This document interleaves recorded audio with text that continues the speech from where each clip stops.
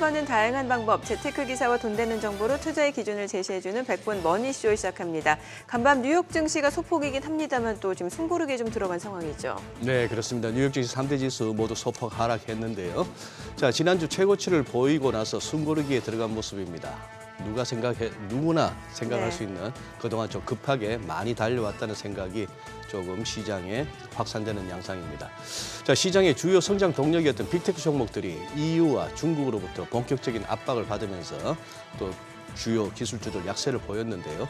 중국과 미국 간의 반도체 전쟁이 심화하는 모습을 보이고 있습니다. 그러나 또 이렇게 인텔, AMD 등 장중에 급락 출발했습니다만 또 낙폭을 급하게 줄이는 또 저가 매수도 여전한 그런 양상인데요. 앞으로 변수가 될 만한 이슈들 잘 체크해 보셔야 되겠습니다. 어제 우리 증시의 양시장이 엇갈린 모습을 보였습니다. 네, 맞습니다. 온도차가 좀 극명하게 나타났는데 코스피는 2,730선으로 후퇴했고요. 코스닥은 910선을 돌파하면서 6개월 만에 최고치를 기록했습니다. 코스닥 추가 상승에 대한 기대감이 커진 상황이죠. 과연 오늘은 또 어떤 흐름을 보여주는지 증시타임에서 확인해 보겠습니다.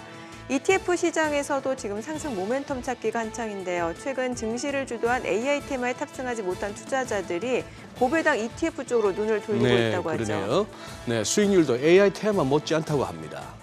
밸류업 기대감도 여전한 상황에서 더블 배당을 편하게 챙길 수 있다는 장점이 있는 그런 또 고수익률을 자랑하는 ETF는 무엇이고 또 접근 전략 어떻게 가져가면 좋을지 하우머니에서 자세히 살펴보겠습니다. 네, 지금 보고 계신 머니쇼 유튜브에서도 라이브로 시청 가능하니까요. 많은 시청 부탁드립니다. 그럼 먼저 빠르게 돌아가는 글로벌 증시 상황부터 정리해 볼까요? 도지은 아나운서 소식 전해주시죠.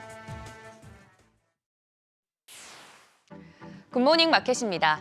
지난주까지 쉴 틈 없이 달리던 시장이 이번 주 들어서는 숨고르기에 들어간 모습입니다. PCE 지수 앞두고 관망세가 짙어지는 가운데 개별 이슈에 따라 종목별 움직임이 활발하게 나타나고 있습니다. 간밤 뉴욕 증시는 3대 지수 일제히 하락 마감했습니다. S&P 500이 0.31%, 다우지수가 0.41% 하락했고 나스닥 지수까지 0.27% 하락했습니다. 참고로 중소형주 위주 러셀 2000 지수는 0.10% 소폭이지만 상승 마감했습니다. 시총 상위주들 보시면 마이크로소프트가 1.37% 하락했고 최근 부진한 흐름 이어가고 있는 애플도 디지털 시장법 위반 여부에 대한 첫 조사에 돌입했다는 소식에 0.83% 하락했습니다.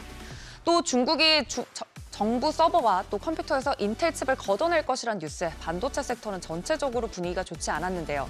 직접 제재가 언급됐던 인텔은 주가가 1% 이상 빠졌고 AMD 등도 약세 보였습니다만 대장주 엔비디아는 그런 와중에도 상승으로 마감했습니다. 구글은 0.41% 하락, 또 아마존은 0.47% 상승으로 마감했습니다. 6위부터 10위도 보시면 메타도 애플과 같은 이슈로 1.29% 하락을 했고요. 섹터 중에서는 헬스케어 섹터, 그중에서도 제약회사들 분위기는 좋았습니다. 일라이릴리 0.33% 상승했고 참고로 테슬라도 1%대 상승으로 마감했습니다. 대형주들 위주로 쉬어가는 가운데 큰 틀에서는 최근 시장이 많이 오른 부분과 또 고금리 장기화가 가져올 잠재적 위험에 대해 우려하는 분위기가 커져가고 있습니다. 전문가들은 시장이 이미 소비자 물가지수와 생산자 물가지수에 크게 반응한 이후라서 이번 PCE 지수에 큰 변화가 없는 한 반응이 크지 않을 것이라고 전망하고 있는데요. 지난주 FMC 이후 시장은 지수 하락이나 가격 하락에 점점 더 취약해지고 있다고 지적했습니다. 금리 인하에 대한 코멘트로는 애틀랜타 연은 보스틱 총재는 올해 한 차례 금리 인하를 예상하고 있고 그 인하 시기도 예상보다 더 늦어질 가능성이 높다고 언급했습니다. 인플레이션이 내려오는 경로에 대해서 자신감이 떨어졌기 때문이라고 하는데요. 반면 모건 스탠리 리서치는 미 국채 수익률이 이처럼 계속 상승한다면 소형주가 압박을 느낄 수 있다면서 더 공격적인 4차례 금리 인하를 전망하기도 했습니다. 이처럼 금리 인하 횟수나 시기에 대해서 의견이 엇갈리고 있는 것만 보더라도 시장이 확실히 고점 부담을 느끼고 있고 관망세가 짙어지고 있다는 점 확인할 수 있습니다. 국채금리는 상승세를 보였습니다. 10년물 국채금리는 4.2%대, 2년물 국채 수익률은 4.6%대에서 움직임 보이고 있습니다. 시장이 숨을 고르면서 섹터 안의 종목들도 개별 이슈로 움직였는데요. 반도체 섹터는 앞서 설명드린 중국발 악재로 대부분 쉬어간 반면에 마이크론은 신고가를 경신했습니다. 항공산업 대표주죠. 유나이티드 에어라인은 연방 항공국이 안전사고에 대해 정밀 조사를 강화할 것이란 뉴스에 4% 가까이 하락한 반면에 최근 잇따른 사고를 일으킨 항공기 제작사 보잉은 CEO가 연말 사직 의사를 나타내고 대대적인 구조조정을 발표하면서 1%대 상승 반전에 성공했습니다. 이외의 정치 이슈로는 도널드 트럼프 미국 전 대통령이 겹경사를 맞았다는 소식인데요. 뉴욕 법원 항소심 공탁금이 4억 5,400만 달러에서 1억 7,500만 달러로 대폭 줄었고 지난 주말 우회 상장이 확정된 트럼프 미디어 합병사죠. DWAC 주가가 35% 넘게 폭등했습니다. 이처럼 개별 이슈나 테마에 따라서 산발적으로 내리거나 튀어오르는 모습이었습니다. 국제유가는 지정학적 불안이 지속되면서 오름세 보이고 있습니다. WTI는 배럴당 81달러 선에, 브렌트유는 배럴당 86달러 선에 거래 마쳤습니다. 시장이 쉬어갈 때 그간 미처 보이지 않았던 풍경이 보이기도 하는데요. 시장 속도에 맞는 전략 챙겨보시기 바랍니다. 굿모닝 마켓이었습니다.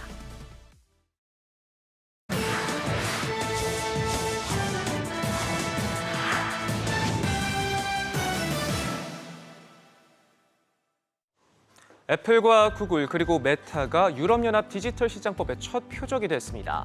이후 집행위는 이들 기업이 크게 5가지 조항을 위반했는지에 대해 조사에 나서기로 했는데요. 구글과 애플의 경우 인앱 결제를 유도하는 사업 방식을 문제 삼았습니다. 일부 규정을 수정하긴 했지만 여전히 다양한 제한 사항을 부여하고 있다고 지적했는데 특히 애플은 이미 이달 초 스포티파이와의 법정 다툼에서 불공정 관행을 이유로 대규모 과징금을 부과받으면서 앱 시장 전반에 대한 조사에 직면하게 됐습니다. 구글은 검색 엔진에서 자사 서비스를 우선 노출하는 행위가 문제가 됐고요. 메타는 유럽에 새롭게 도입한 광고 없는 구독 서비스가 개인정보 보호 문제로 조사 대상에 올랐습니다. 갈수록 날카로워지는 반독점 규제에 빅테크들이 분할 위기에 놓일 수 있다는 분석도 나옵니다. 유럽뿐만 아니라 미국까지 팔을 걷어붙이고 나서면서 세계 각국이 빅테크 규제에 동참하고 나서면 줄소송이 펼쳐질 텐데 법적 분쟁 리스크로 결국 이들이 백기투항하고 분할을 받아들일 수 있다는 관측입니다.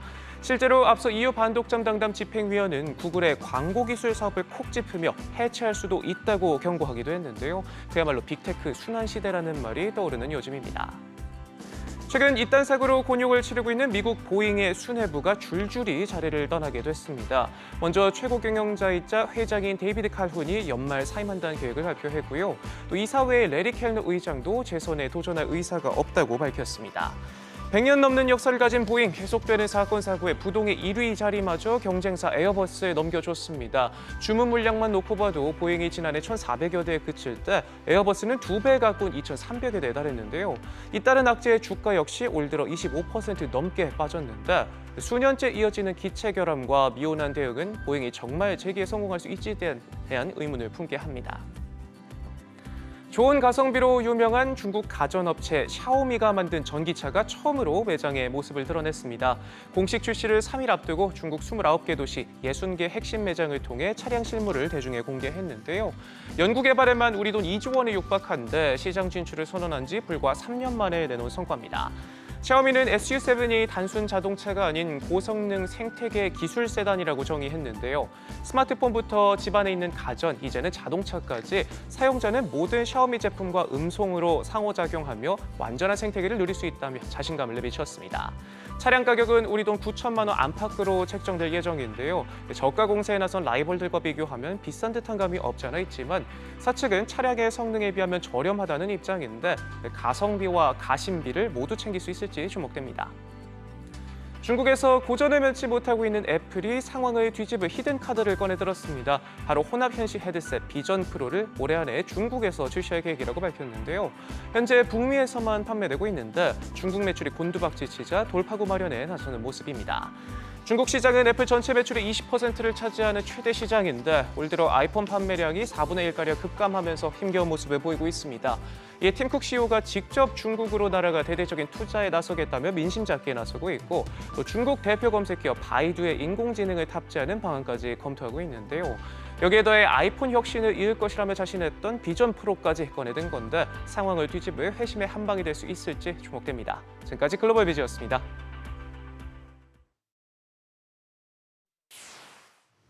어제 짱 이슈가 있었던 업종 살펴보는 기업 이슈 시간입니다. 우리 시장은 그동안 코스피 지수 상승을 주도했던 반도체주가 부진하면서 코스피와 코스닥 시장 간의 온도차가 있었는데요. 반도체주 조정에 따라 어떤 종목들의 수급이 몰렸는지 확인해 보겠습니다. 미용기기 기업들이 점차 중국 시장의 영역을 확장하고 있습니다. 중국은 의료기기 진입 장벽이 높지만 전 세계 미용의료 시장 3위인 만큼 중국 시장 진출이 의미하는 바가 큰데요. 최근 국내 의료기기 기업 비올이 중국 정부로부터 피부 미용 의료기기 승인을 획득했다고 전했습니다. 비올의 실퍼맥스가 중국 의약품관리국으로부터 판매 승인을 받은 것인데요. 이미 2022년에 중국 의약품업체 3위 그룹과 실퍼맥스와 관련해 180억 원 규모의 공급 계약을 체결했기 때문에 해당 매출이 이번 2분기부터 바로 실적에 반영될 전망이라고 합니다. 이외에도 최근 한스 바이오메드가 리프팅실 민트리프트 판매에 대해 중국 정부로부터 허가를 받았고 LNC 바이오도 NMPA 인허가 절차를 진행 중이라고 하죠. 앞으로 국내 미용기기 기업들이 높은 진입 장벽을 뚫고 중국 시장을 선점할 수 있을지 기대해 봐야겠습니다. 이런 이슈에 어제 미용기기 관련주들의 주가가 크게 뛰었는데요. 원택도 올해 중국 시장 확대 가능성에 18%대 뛰었고 소식이 나왔던 비올은 10.81% 올랐습니다. 이어서 파마리서치와 제이시스 메디칼은 각각 8%대 또 6%대 뛰었습니다. 제약바이오주가 어제도 큰 시세를 분출했습니다. 확실히 독점 계약이 가지는 힘이 크기 때문인 것 같은데요. 며칠 전 삼천당 제약은 유럽 9개 국가와 황반변성 치료제 아일리아 바이오시밀러의 독점 공급 계약을 체결했다고 밝히면서 큰 화제가 됐습니다. 계약에 따르면 삼천당 제약은 파트너사 총 매출의 55%를 받고 마일스톤도 수령받는다고 하는데요. 이에 따라 삼천당 제약 매출 개선에 큰 도움이 될 것으로 기대되고 있습니다. 아울러 바이오톡스텍도 아리바이오와 공동 개발한 치매 치료제 AR1001의 중국 독점 판매권을 중국 제약사에 부여했다고 밝혔습니다. 이번 계약 규모는 최대 1조 원대에 달할 것으로 보여 바이오톡스텍도 수혜를 입을 전망이라고 합니다. 제약바이오주에 계속해서 호재가 쏟아지고 있는데요. 어제 마감 상황 살펴보겠습니다. 삼천당 제약은 상한가를 기록하면서 사상 최고가를 경신했고 HLB 생명과학은 대규모 유상증자 소식에도 불구하고 22% 가까이 뛰었습니다. 이어서 올리패스는 20%대 올라 4거래일 연속 상승했으며 이슈가 나온 바이오톡스텍은 14.81% 올랐습니다. 정부가 방산업계에 막대한 규모의 지원 정책을 내놓고 있습니다. 지난달 수은법 개정안이 통과되면서 대규모 방산 수출 시 정부가 지원하는 정책 금융 한도가 높아졌었는데요. 이에 대한 후속 조치로 정부가 한국수출입은행에 2조 원 규모의 출자를 추진한다고 합니다. 자본금을 2조 원가량 늘리면 수출입은행이 약 14조 원의 유동성을 추가 공급할 수 있게 돼 정부는 할 수 있게 된다고 하는데요.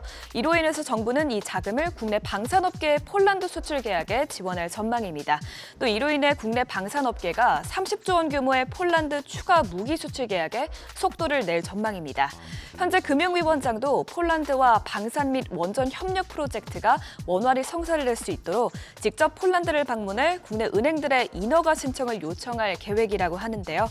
이렇게 방산주 쪽의 금융권부터 정부까지 지원 사격에 나서면서 방산주들이 들썩이고 있습니다. 어제 i3 시스템은 7%대 뛰었고 세트랙 I는 4.41% 올랐습니다. 이외에 우리기술과 LIG 넥스원, 또 한화 에어로스페이스까지 모두 상승 마감했습니다.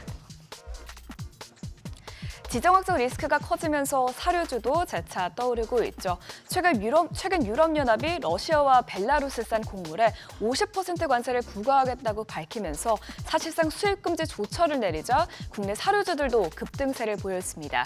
갑작스러운 유럽의 고율 관세 조치에 여러 분석들이 제기되고 있는데요. 이번 조치는 유럽 전역의 농민 시위와 우크라이나 곡물을 둘러싼 내부 갈등을 염두에 두고 나왔다는 해석이 우세합니다. 이후에 새로운 관세 부과가 확정되면 러시아가 보복 조처에 나설 수 있어 이에 따른 추가적인 지정학적 리스크 격화도 주의가 필요한 상황인데요. 하지만 EU 전체 농산물 시장에서 러시아산 곡물 비중이 1% 정도이기 때문에 이 이슈를 타고 사료주가 지속적으로 오를지는 지켜봐야겠습니다. 한일사료는 어제 26%대 급등했고 미래생명자원은 13%대 상승했습니다. 이어서 한탑과 고려산업 그리고 팜스토리까지 모두 큰 폭으로 상승 마감했습니다. 지금까지 어제장 이슈 살펴봤습니다. 오늘은 엔젤 로보틱스 상장이 예정돼 있는데요. 이번 IPO가 로봇주에 온기를 넣어줄 수 있을지 주목해야겠습니다.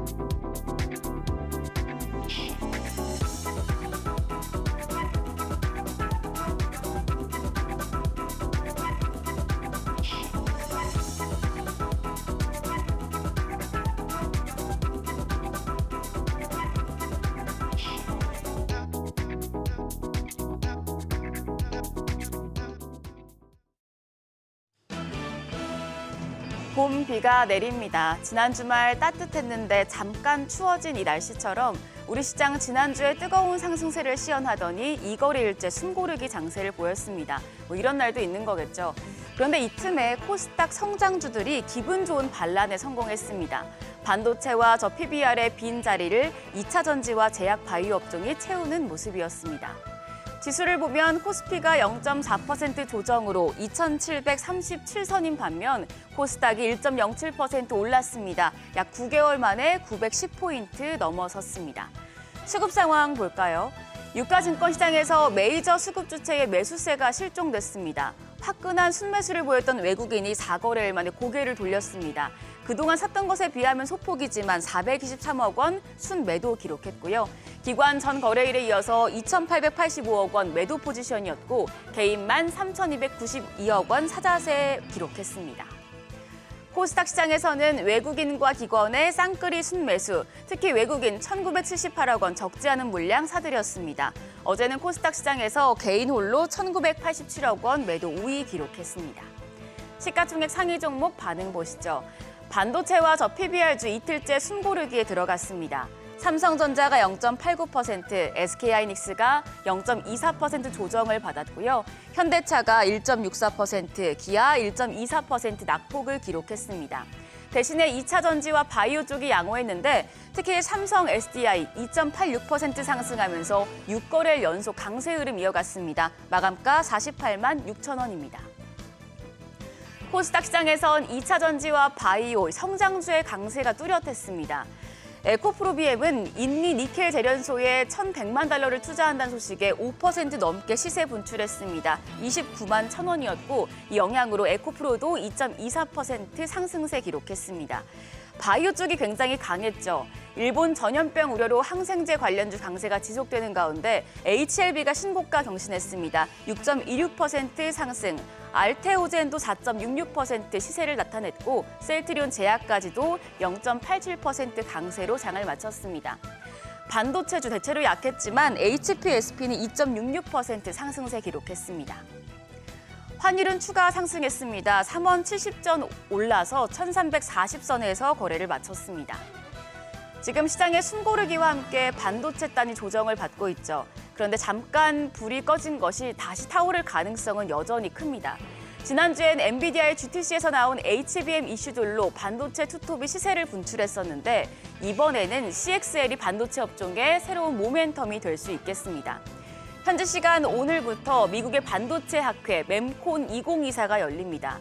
이번 학회의 가장 중요한 논제는 컴퓨터 익스프레스 링크, 바로 CXL입니다. 삼성전자가 이번 멤콘에서 CXL 관련 청사진을 내놓을 전망이고 SK하이닉스도 CXL 기술 개발 현황을 발표할 예정이라 주목받고 있습니다. 시장 조사업체 율 디벨롭먼트에 따르면 올해를 기점으로 해서 CX 메모리 점유율은 점점 커질 것으로 보입니다. 삼성전자와 SK하이닉스가 CXL 기술 개발에 박차를 가하고 있고 시장 성장성도 크기 때문에 멤콘 개막과 함께 CXL 관련주가 주목받을 수 있겠는데요. 관련주로는 CXL 디램 검사 장비를 상용화하고 있는 네오셈, 그리고 반도체 SSD 테스터 장비를 개발 중인 엑시콘을 비롯해서 QRT와 퀄리타스 반도체, 오킨스 전자 등이 있습니다. 오늘은 로봇주 흐름도 예의주시하셔야겠습니다. 웨어러블 로봇 개발 전문 업체인 엔젤 로보틱스가 오늘 코스닥 시장에 상장합니다. LG전자로부터 투자를 유치한 데다 또 IPO 과정에서 청약 증거금만 무려 9조 원 가까이를 끌어모으며 흥행을 예고하고 있는데요. 공모가는 2만 원입니다. 여기서 공모가의 4배 상승하는 따따블에 성공하면 8만 원까지 오를 수 있습니다. 문제는 유통 가능 금액이 꽤 크고 의무부의 확약 비율이 낮다는 겁니다. 상장 이래 유통 가능한 주식 수가 한 432만 주 정도, 전체의 30% 수준으로 금액으로만 보면 굉장히 큰 편이고요. 또 기관 의무부의 확약 비율이 16.67%라 장 초반부터 매도 물량이 쏟아져 나올 수 있는 부분은 염두에 두셔야겠습니다. 이베스트 투자증권에서는 올해 엔젤 로보틱스가 영업 적자를 냈다가 내년부터는 흑자로 전환되면서 고성장할 것이라며 긍정적으로 평가를 했는데요. 만약에 엔젤 로보틱스가 오늘 시세를 낸다면 로봇주 밸류체인 전반이 움직일 수 있기 때문에 이 부분도 정리가 필요하겠습니다. 유안타 증권에서 나온 K로봇 밸류체인 표입니다. 로봇주 크게 제조 로봇과 서비스 로봇, 그리고 로봇에 들어가는 부품 쪽으로 나눠볼 수 있는데요. 엔젤 로봇은 웨어러블 로봇 기업이라서 협동과 의료 로봇에 해당됩니다. 협동 로봇으로는 유로메카와 레인보우 로보틱스, 그리고 의류 로봇으로는 보영과 미래 컴퍼니 큐렉스가 관련 기업에 포함됩니다. 그리고 로봇을 만들 때 로봇 팔을 제어하는 데 필요한 감속기의 중요성이 최근에 점차 부각되고 있는 모습인데요. SPG와 SBB테크도 관련주이니 이 부분까지 참고하시길 바랍니다. 간밤 미증시가 기술주 규제로 약세를 보였기 때문에 우리 시장 투자 심리도 제한될 수 있습니다.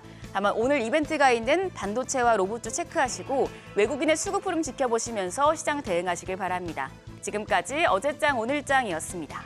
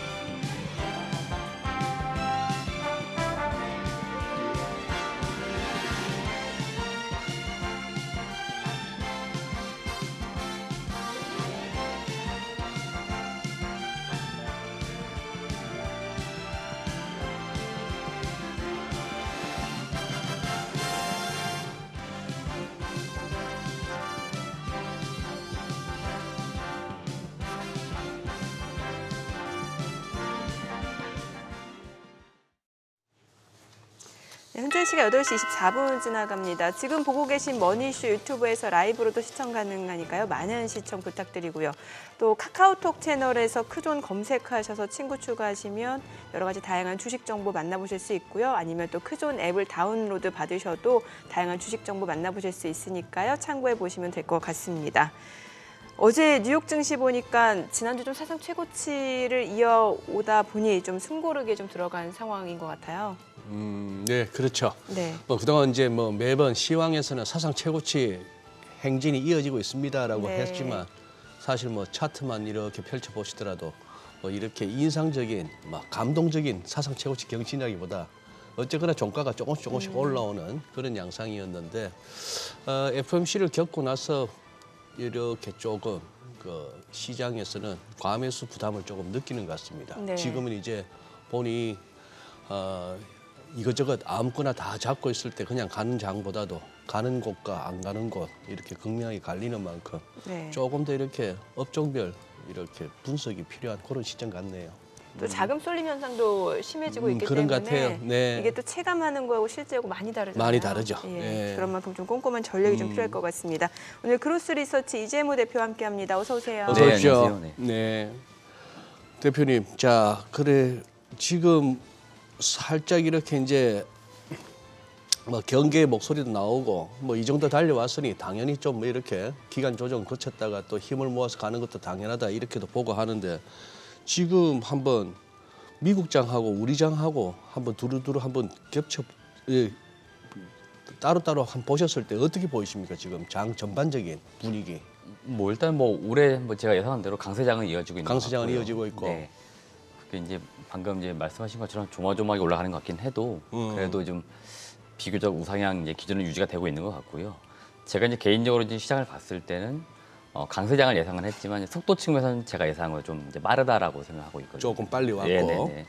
그래서 지금 저는 사실 3월달에 그 2,700선 넘지 못할 거라고 봤는데 지금 2,700선 넘어서 지금 굉장히 안착되어 있는 모습인 것 같고 네. 뭐 특별하게 뭐 이슈가 없으면은 뭐 3월달 좀 며칠 안 남았지만 대체로 이렇게 좀 강세가 유지가 되면서 그대로 마무리가 되지 않을까라고 지금 보고 있기 때문에 예. 지금 이제 계속적인 강세장 유지가 될 것으로 보이고 다만 이제 중간에 좀 약간 급락장이나 예상치 않게 뭔가 변수가 등장을 하면서 이제 출렁이는 이제 모습이 뭐 언제쯤 분명히 우리나라 증시 볼 때 나오긴 할 건데 그게 뭐가 될지 저는 이제 개인적으로 조금 찾아보고 있는 이제 관점에 있고요. 예. 그러니까 왜냐하면 제가 이제 경험적으로 우리나라 증시는 사실 아무 이유가 없어도 연간으로 볼 때 한 서너 번은 출렁이는 모습들이 늘 있어왔기 때문에 특별한 뭐가 없이도. 네네. 그래서 일단 올해 1월달에 뭐 다른 특히 뭐 미국이나 이런 쪽 일본 증시와 좀 디커플링 되면서 한번 밀렸던 구간이 분명히 있었고 그 이후로 분명히 반등을 했고 잠깐 분명히 우리나라 증시도 약간 쉬어가는 타이밍이 올 것 같긴 한데 그 이제 시점이 언제가 될까 그걸 한번 보는 거고요.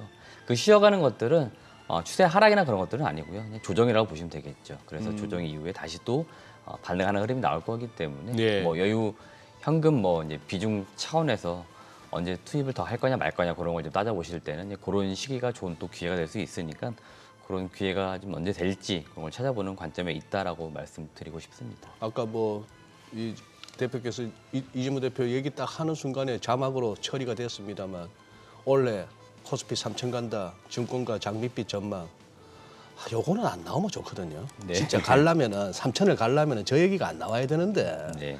또 나와. 지금 2,800이라도 가고 나서 그러면 모르겠는데 괜히 저래가지고 또 2,800도 못 갈까 싶기도 하고 네. 호들갑만 떨지 않았으면 좋겠는데. 지금 우리가 코스피 코스닥 엇박자가 요새 자주 나옵니다. 네. 요건 제가 그 3월달 시장 전망할 때 그렇게 말씀드렸던 것 같습니다. 그 예를 들어 코스피 같은 경우 약간 하향 횡보해서 약간 조정이 온다고 해서 약간 옆으로 주고 움직이는 모습이 나온다 하더라도 네. 코스닥 같은 경우에는 이제 위아래 움직임이 나올 수 있다. 그러니까 코스피는 가만히 있는데 코스닥만 왔다 갔다 하는 무슨 얘기냐면은 예. 제가 이제 2월달 그러니까 대형주가 약간 좀 쉬게 되면은 상대적으로 이제 코스닥의 이제 종목들로 수급이 오는데 테마성이 좀 짙게 오면서 왔다 갔다 하는 흐름이 나올 수 있다라고 얘기 드렸던 것 같은데 일단 지금도 코스닥은 제가 보는 관점에서는 위아래 움직임이 좀 활발한 편인 것 같습니다. 3월 들어서. 그래서 지금 코스피는 제가 2,700 강세장이 계속 유지될지는 몰랐지만 코스닥은 왔다 갔다 넘나드는 흐름이 나올 수 있을 것 같다라고 봤는데 그 흐름에 지금 그 연장선상이 저는 있다라고 보고 있는 거고요. 그 이제 흐름 속에서 섹터로 봤을 때는 2차 전지, 반도체 그리고 지금 이제 바이오 이렇게 지금 세 개 섹터가 주도적으로 왔다 갔다 순환매가 지금 나오고 있는 거죠. 그래서 그런 흐름이 좀 있다라고 저는 개인적으로 보고 있어서 지금 뭐 코스닥은 사실 지수의 그 흐름은 상당히 좋지만 제가 크게 무언가 의미를 좀 두고 있지는 않다 이렇게 이제 말씀을 드리고 싶습니다. 그러니까 어제 보면 이제 에코프로 그룹주들이 좀 강세 보여줬고 네. 뭐 HLB 그룹주들 그리고 알테오젠 이런 제약바이오 그리고 2차 전지 쪽이 좀 상승을 했는데 그럼 이게 좀 일시적일 수도 있다라고 보시는 거예요? 저는 일단 일시적으로 보고 있고요. 아. 바이오는 사실은 일시적인 건 아닌 것 바이오는 같고 좀 다르게 봐야 네네, 되고. 바이오는 일단 제가 연초 말씀드렸지만 예. 올해 금리가 내려온다라고 보면은 역으로 이제 바이오 섹터는 대체로 강했던 시기가 늘 있었기 때문에 올해는 바이오 쪽은 일단 강할 거라고 보고 있는 거고 그 가운데 계속 종목들을 보시면 호재는 좀 나오거든요. 네. 그리고 알테오젠 이런 기업들은 상당히 사실은 좀 유망한 기업이었고 유망 기업이 최근에 이제 가치가 빛을 발하고 있기 때문에 저는 비교적 그래도 다행이라고 보는 거고요. 일부 종목들은 계속적으로 악재가 있음에도 불구하고 주가가 잘 버틴다는 표현들이 많이 나오거든요. 제가 종목을 좀 거론하기 그렇지만 이런 기업들은 시총 상위에 있는 기업들 중에서도 좀 잘 버티고 있고 대략 좀 올라가는 흐름이 계속 나오고 있습니다. 그래서 이런 기업들은 제가 보는 관점에서는 수급적인 요인이 좀 더 강하게 작용하고 있다라고 보는 거고 대체로 바이오는 올해 비교적 좋은 모멘텀을 가지고 있는 기업들이 있는데 그런 기업들이 좀 계속 좋은 소식을 전하고 있는 것 같습니다. 그런 게 대체로 섹터 전반적으로 좀 영향을 주고 있다라고도 볼 수 있겠고 4월 달에 그 바이오 학회가 또 있잖아요. 네네. 대체로 바이오 이제 관련된 종목들이 요즘 또 강한 특징이 좀 있었는데 대체로 저도 종목들 관심 있게 보는 기업들 보니까 일부 좀 보면은 연초 대비 많이 올라와 있습니다. 예. 그런 점들을 잘 보시면은 제약 바이오 섹터에 좀 좋은 영향을 일부 좀 미치는 그런 흐름이라고 좀 보시면 될 것 같습니다. 아니 근데 지금 정민의 그께서 이제 문제 제기를 한 게 HLB 그룹하고 에코프로 그룹이 어제 이제 전반적으로 다 좋았단 말이에요. 네네. 지금 HLB를 갖다가 제가 지금 한번 보니 HLB 글로벌, HLB 바이오스텝, HLB 사이언스, HLB 생명과학, HLB 이노베이션, HLB 제약, HLB 테라퓨틱스, HLB 파나진 엄청납니다. 이거 전부 다 같은 계열이에요? 같은 네, 그룹이에요? 맞습니다. 네, 계열사 그룹. 계열사인데 주가의 흐름이 어제 전반적으로 전부 다 뭐 예를 들어서 HLB 글로벌 20.51%, HLB 생명과학 21.93%, HLB 이노베이션 13%, HLB가 6.26%, 뭐 제약, 파나진 할 것 없이 전부 뭐 다 그러면 모든 이 HLB 관련 회사들마다 다 호재가 있었다고 봐야 되나요? 아니면 HLB라는 이름 값으로 그냥 다 같이 올랐다 봐야 되나요? 지금은 HLB 이제 붙어 있는 이름값으로 올라가고 있다라고 이름값으로. 보셔야 될 것 같고요. HLB가 원래는 그 조선 다시 기자재 업체에 다시 인수를 하면서 이제 그룹사가 된 거고 그 이후에 지금 계속 자금을 조달하면서 여타 지금 다른 종목들을 인수한 거거든요. 네. 그래서 사명을 다 이제 HLB를 앞에 붙여가지고 이제 그룹사가 지금 되고 있는 그런 과정이 있는 거고요. 네. HLB가 지난주에 사실은 악재가 될 수 있는 부분이 있었잖아요. 그 유상증자 이슈나 이런 것들이 있었는데도 예. 그날 하루 정도 다시 주가 좀 잠깐 사실 빠졌다가 다시 이제 반등한 흐름이 지금 나오고 있습니다. 저는 개인적으로 뭐 HLB 관련된 뭐 주주분들은 죄송한 말씀이 될 수 있는데 제가 2019년도 HLB의 그 임상 결과 소식들 그 당시 글로벌 임상 3상 관련돼서 이제 자의적 해석과 이제 시장 해석이 이제 차이가 좀 있었는데 그 이후로 사실은 다른 종목군들은 좀 시총이 많이 내려갔습니다. 그 실망 매물이 많이 나오면서 많이 내려갔지만 HLB 그룹주만큼은 사실 임상 결과가 비슷하게 나왔는데도 주가는 잘 버텼거든요. 네. 그 부분만큼은 개인적으로는 좋아하지 않는 기업을 하더라도 칭찬할 부분인 거죠. 주주분들에게만큼에서만큼은. 예. 그래서 개인적으로 HLB 그룹주들이 좀 저렇게 변동이 나오는 것들은 사실은 이 바이오 섹터 내에서 과거에 급등락 나오던 그런 모습들이 여전히 좀 있는 것 같기도 합니다. 그래서 개인적으로는 이제 저런 흐름을 좀 좋아를 하지는 않지만 뭐 지금 어떤 주식시장 자체가 꼭 뭔가 이슈가 있고 좋아야만 올라가는 건 아니지 않습니까? 예. 최근에는 그 이유 모르는 어떤 그런 거들로 올라가고 있기 때문에 그런 현상에 저는 연장성이 있다라고 보고 있는 거고요. 개인적으로는 HLB 그룹주들을 이제 그닥 엄청나게 가치를 제가 좋아하거나 그러지 않기 때문에 별로 권해드리지는 않는 편입니다. 근데 이게 사실 이제 뭐 시기적으로 보면은 그 오리지널 의약품 특허가 만료가 되면은 이제 뭐 바이오시밀러 쪽이라든지 아니면 복제약 제네릭 쪽 이런 쪽 같은 경우는 아무래도 좀 수요가 증가될 수 있다는 기대감은 있는 거잖아요. 네, 이게 당연히 때마침 이게 있죠. 다 몰려 있단 말이죠. 예.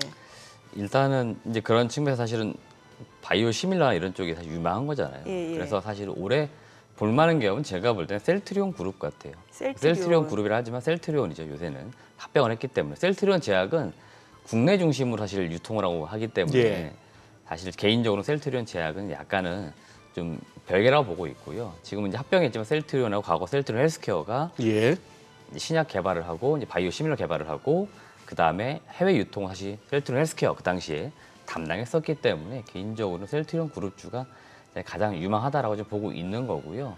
지금 몇 개의 의약품들이 사실 특허 만료가 있지만 이제 각 시기별로 만료가 된다 하더라도 우리나라 업체들이 또 시장을 얼마나 침투할 수 있을지는 봐야 될 것 같습니다. 그렇기 때문에 당장 뭔가 특허 만료된다 해가지고 시밀러가 뭐 점유율을 급격히 늘린다거나 그러기는 좀 어려울 수 있으니까 시장 침투나 이런 것들은 따져가시면서 각 기업들의 실적을 체크를 하시면 좀 좋을 것 같습니다. 이 뭐 바이오 제약이나 바이오 쪽에 주가가 출렁거리는 거는 뭐 유명한데 어제 같은 경우에도 보니까 부광약품은 자사주 소강 소식이 있었는지 몰라도 장중에 한 18%까지도 올라갔던 게 윗골이 확 달리면서 그래도 전일 대비 8.8% 상승인데 예전에 또 기업 탐방 다녀오신 거 맞습니다. 네. 그 신라제는 또 유상증자 얘기 나오니까 훅 또 갭다운이 나오고 네네. 요게 조금 확실히 주가에 이 유상증자 내지는 자사주 요런 재료들이 상당히 민감하게 반응이 되는 것 같아요. 네. 이 신라젠 유상증자는 제3자 배정인가요?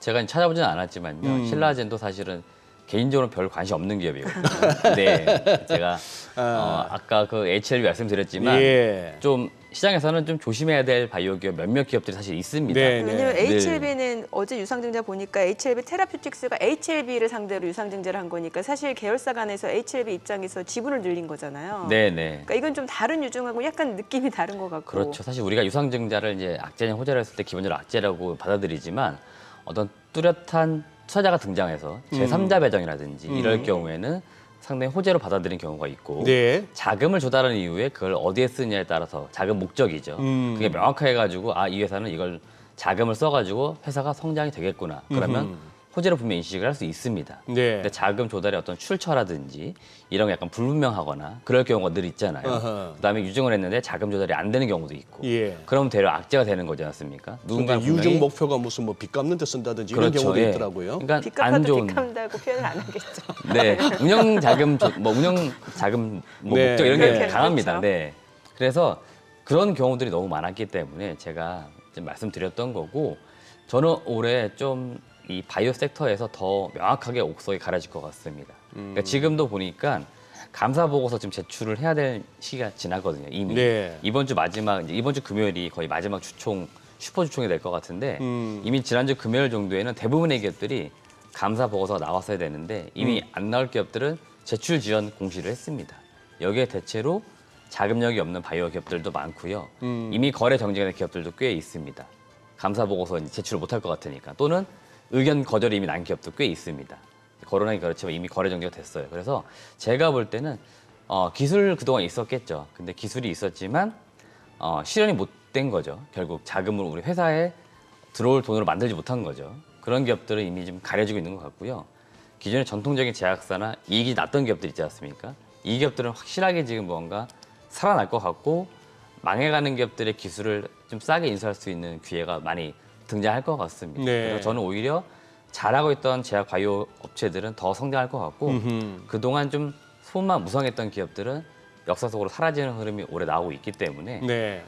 좀 확연하게 옥석이 더 가려지면서 투자자 입장에서 놓고 볼 때는 종목을 좀 가리기 더 쉬워지는 거죠, 점점. 예, 그런 시장이 좀 나올 것 같고요. 그래서 저는 좀 약간 군에서 보시면 좋겠다라고 말씀드리겠고 나온 게 좀 말씀을 드리면은 부학약품 같은 경우 자사주 이제 소각 소식이 예. 나오고 있는데 저도 아직 종목들 좀 찾고는 있는데요. 네. 탐방갈 기업으로 지금 리스트업에 올려보고 있는데 자사주를 지금 많이 매입한 기업들이 있거든요. 예. 그러니까 그 기업들이 분명히 소각에 대한 부분에 이야기들이 나올 것 같습니다. 이건 이제 기업 밸류 프로그램의 연장선상에 있는 네. 거죠. 네.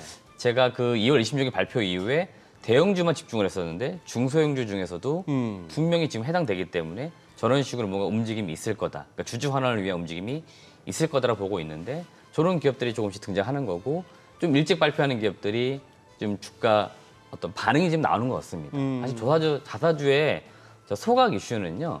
주가 상승 요인은 아니라고 합니다. 정확하게는요. 자사주를 매입을 해가지고 유통 물량을 줄여줄 경우에 사실은 호재인 건데 예. 이미 매입된 거지 않습니까? 예. 매입한 걸 소각하기 때문에 사실은 시중에 돌아다니는 유통 물량에는 의미가 없는 거거든요. 네. 사실은. 근데 매입된 걸 다시 내다 팔면은 그거는 잠재된 악재일 수 있기 그렇죠. 때문에 그거를 가능성을 없앤다는 측면에서는 호재로 인식될 수 있는 거 아니에요? 맞습니다. 그러니까 우리나라가 굉장히 좀 특이한 거죠. 원래라면 사실 자사주는 매입하면은 매입하고 사실은 소각하는 게 절차가 돼야 되는 그렇죠. 건데 늘 자사주를 매입한 다음에 다시 주가가 오르면 그걸 시장에 내다 팔았죠.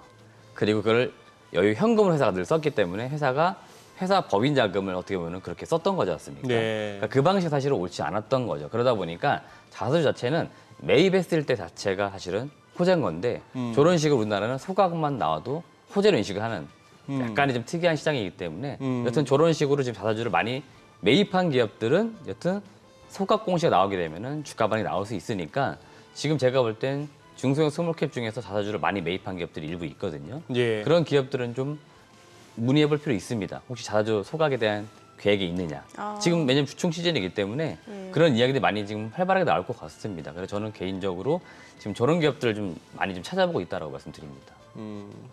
이번 기회에 아예 그냥 뭐 국가적으로도 밸류업 이러고 있는데 기업들도 아예 그 관행을 미국처럼 갔으면 좋겠어요. 자사주 매입이라는 얘기는 그만큼 유통 주식수를 갖다가 없애면서 주가 가치를 갖다가 기업 가치를 올린다 하는 차원으로 가야지.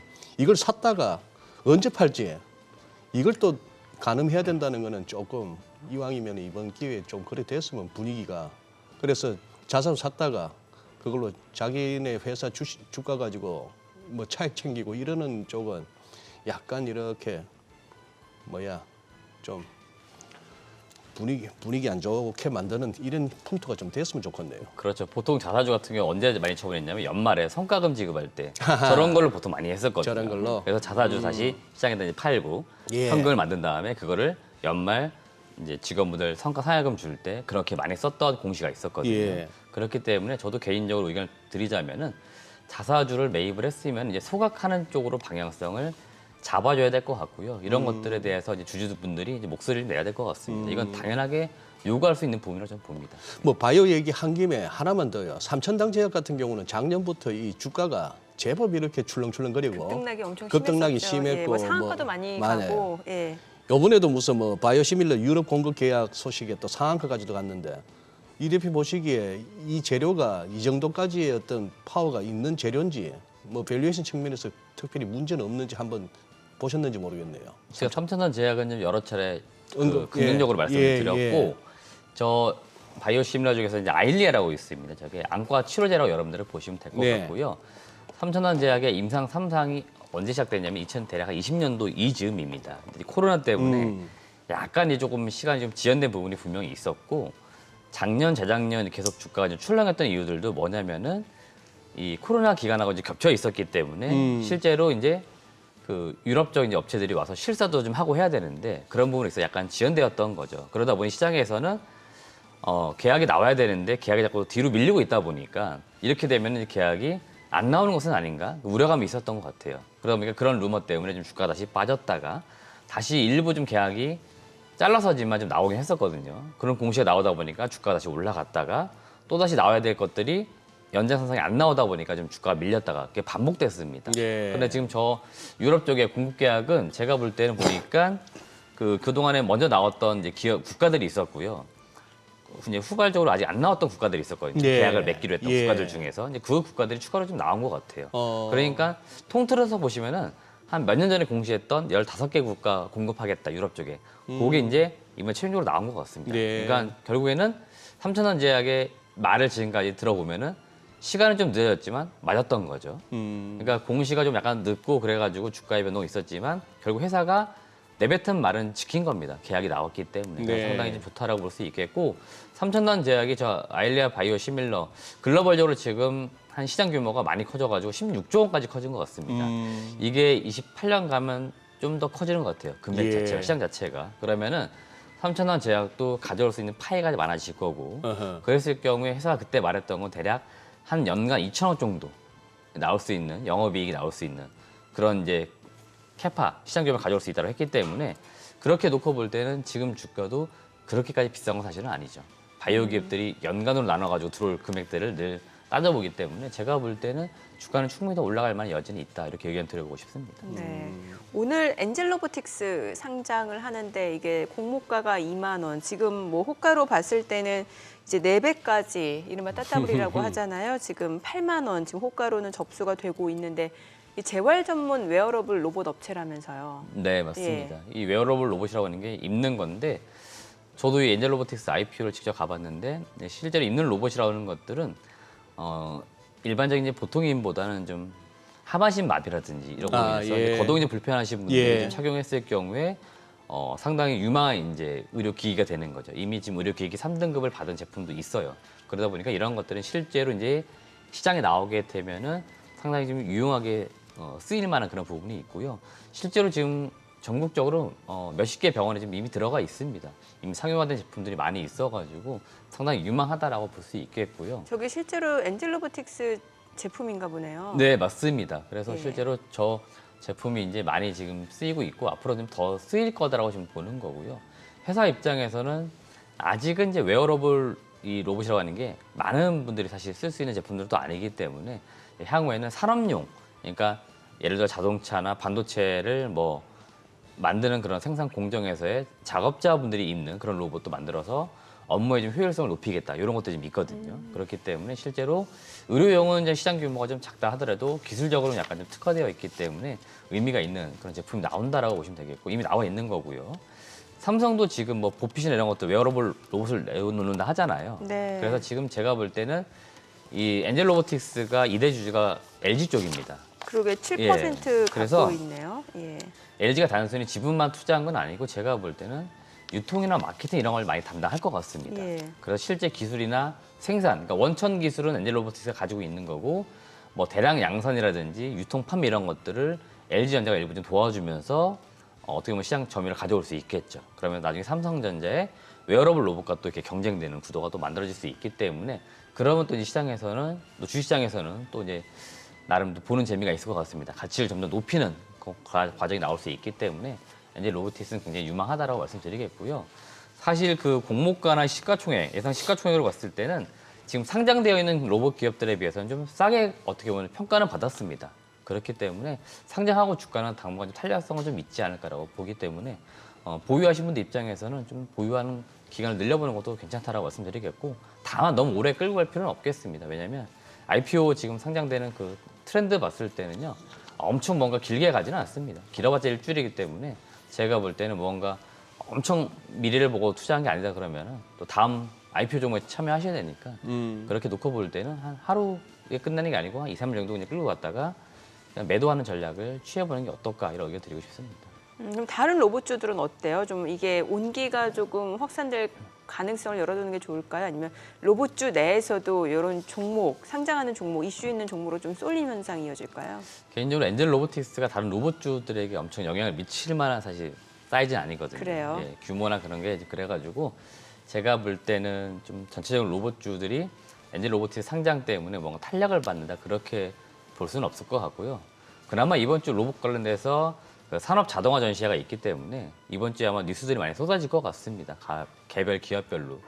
개인적으로 봤을 때는 로봇주들은 개별 지금으로서는 사업이나 내용을 조금 보시는 게 어떨까 말씀드리고 싶고 비교적 로봇도 옥설 좀 가리시면 좋을 것 같습니다. 옥설 가리라는 게 뭐냐면은 지금 로봇주들 대체로 제조이긴 해도 매출이나 이익 규모가 작은 기업들이 굉장히 많습니다. 그렇기 때문에 앞으로 이제 퍼포먼스 얼마나 매출이 크게 성장할 수 있을지를 좀 보시면서 투자를 하는 게, 그러니까 매출의 어떤 성장률을 좀 보시면서 투자를 하는 게 맞는 섹터라고 보는 거기 때문에 로봇주 중에서도 단순히 기술이나 제품만 보지 마시고요.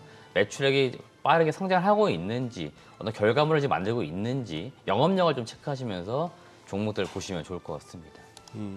로봇은 어떻게 보면 로봇 쪽은 한 차례 전반적으로 로봇 업종의 종목들이 한번 이렇게 한 단계 업그레이드된 시기를 지났다고도 볼 수 있는 거 아닙니까? 작년에. 개인적으로는 조금 그렇게 보고 있습니다. 그러니까 대체로 작년이죠. 작년에 AI하고 로봇이 연초부터 엄청나게 시세를 낼 때 네. 그때 로봇주들이 대체로 많이 올라온 상태에서 다시 전 떨어질 줄 알았는데 떨어지지 않았고요. 예. 그대로 유지가 되고 있어요. 그러니까 주가 한 단계 이렇게 약간 올라선 거죠. 예. 그렇기 때문에 가치가 어느 정도 반영이 되고 있는 거고 그 반영됨에 있어서는 단순히 가격이 오른 건 아닌 것 같고 분명히 시장 분위기가 코로나 이후로 약간 바뀐 부분이 있습니다. 제조업 시장에서 로봇을 도입을 해야겠다는 분위기가 많이 만들어지고 있기 때문에 예. 그런 분위기들이 매출로 이어지지 않겠어 하는 부분들이 저는 반영이 되어 있다고 봅니다. 네. 자, 지금 시각 8시 51분 향해 갑니다. 오늘 양시장 호가 상황 좀 체크해 보겠습니다. 먼저 코스피 예상 체결 지수부터 확인해 보죠. 오늘 코스피가 지금 0.2% 소폭 반등 예상됩니다. 예상 체결 지수 2,743포인트고 코스닥 강보합권 예상됩니다. 예상 체결 지수 915포인트입니다. 시가총액 상위 종목 예상 체결가 보겠습니다. 삼성전자 오늘 1.9% 강세가 예상되고요. 지금 호가에서는 79,700원으로 집계가 됩니다. 최근에 주가가 좀 올라서면서 이틀 연속 조금 물량들이 나오면서 숨고르기에 들어간 상황이었는데 오늘 호가로 봤을 때는 탄력적인 좀 반등을 보여줄 걸로 예상되고요. SK하이닉스 1% 약세가 예상됩니다. 호가는 167,500원이고 LG에너지솔루션이 지금 강보합 출발 예상됩니다. 예상 체결가는 415,500원. 삼성 바이오로직스가 약보합 예상되고요. 삼성전자 우선주가 1% 하락 예상됩니다. 예상 체결가는 65,000원이죠. 현대차가 0.8% 떨어질 걸로 보이고요. 좀 호가에서는 23만 8천 원, 기아가 1.3% 약세가 예상되고요. 예상 체결가 11만 원. 셀트리온도 1.2% 약세가 예상됩니다. 예상 체결가는 18만 6,500원이고 포스코홀딩스는 보합이 예상됩니다. 삼성 SDI가 0.2% 소폭 상승 예상되고요. 호가는 48만 7천 원으로 집계가 됩니다. 코스닥 시가총액 상위 종목 예상 체결가 보도록 하겠습니다. 에코프로비엠 어제 5% 강세 보이면서 지금 4일 연속 상승세를 이어온 상황이었는데 오늘도 지금 호가로 봤을 때는 추가적으로 좀 강세 흐름이 이어질 걸로 보입니다. 예상 체결가가 29만 5천 원, 1.3% 상승 예상되고요. 에코프로도 0.9% 올라갈 걸로 보입니다. 호가는 64만 8천 원이죠. HLB 그룹주들이 어제 동반 강세를 보였습니다. 오늘도 추가적으로 상승세 이어질 걸로 보이네요. HLB가 1.8% 상승 예상되고요. 호가는 12만 1,000원으로 집계가 됩니다. 알테오제는 2% 약세가 예상되고요. 지금 호가로는 20만 9천 원, 셀트리온제약 약보합 출발 예상됩니다. HPSP가 지금 호가에서는 1% 상승이 예상되네요. 예상 체결가 5만 4,700원이고 엔캠은 0.8% 하락이 예상됩니다. 예상 체결가 22만 4,500원. 리노공업 하락 출발 예상되고요. 호가는 24만 4천 원. 레인보우 로보틱스 보합 예상되고요. 신성 델타테크가 2% 약세가 예상됩니다. 호가는 11만 2천 원으로 집계가 됩니다. 자, 그리고 오늘 상장한 엔젤 로보틱스 지금 호가 상황 다시 한번 좀 체크를 해보도록 하겠습니다. 공모가가 2만 원이고 지금 호가는 153% 상승 예상되면서 5만 800원.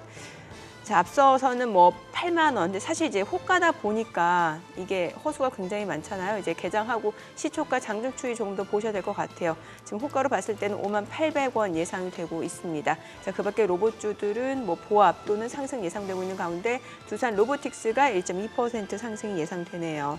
자, 이제 개장까지 6분여가량 남았습니다. 뭐 일단 시장 자체는 뭐 강보합권이 예상이 되는데 사실 어제도 보면 장중 변동성이 또 계속 굉장히 컸기 때문에 네. 이게 뭐 외국인과 기관 또 이 메이저 수급들의 포지션도 좀 체크를 해봐야 될 것 같고. 예.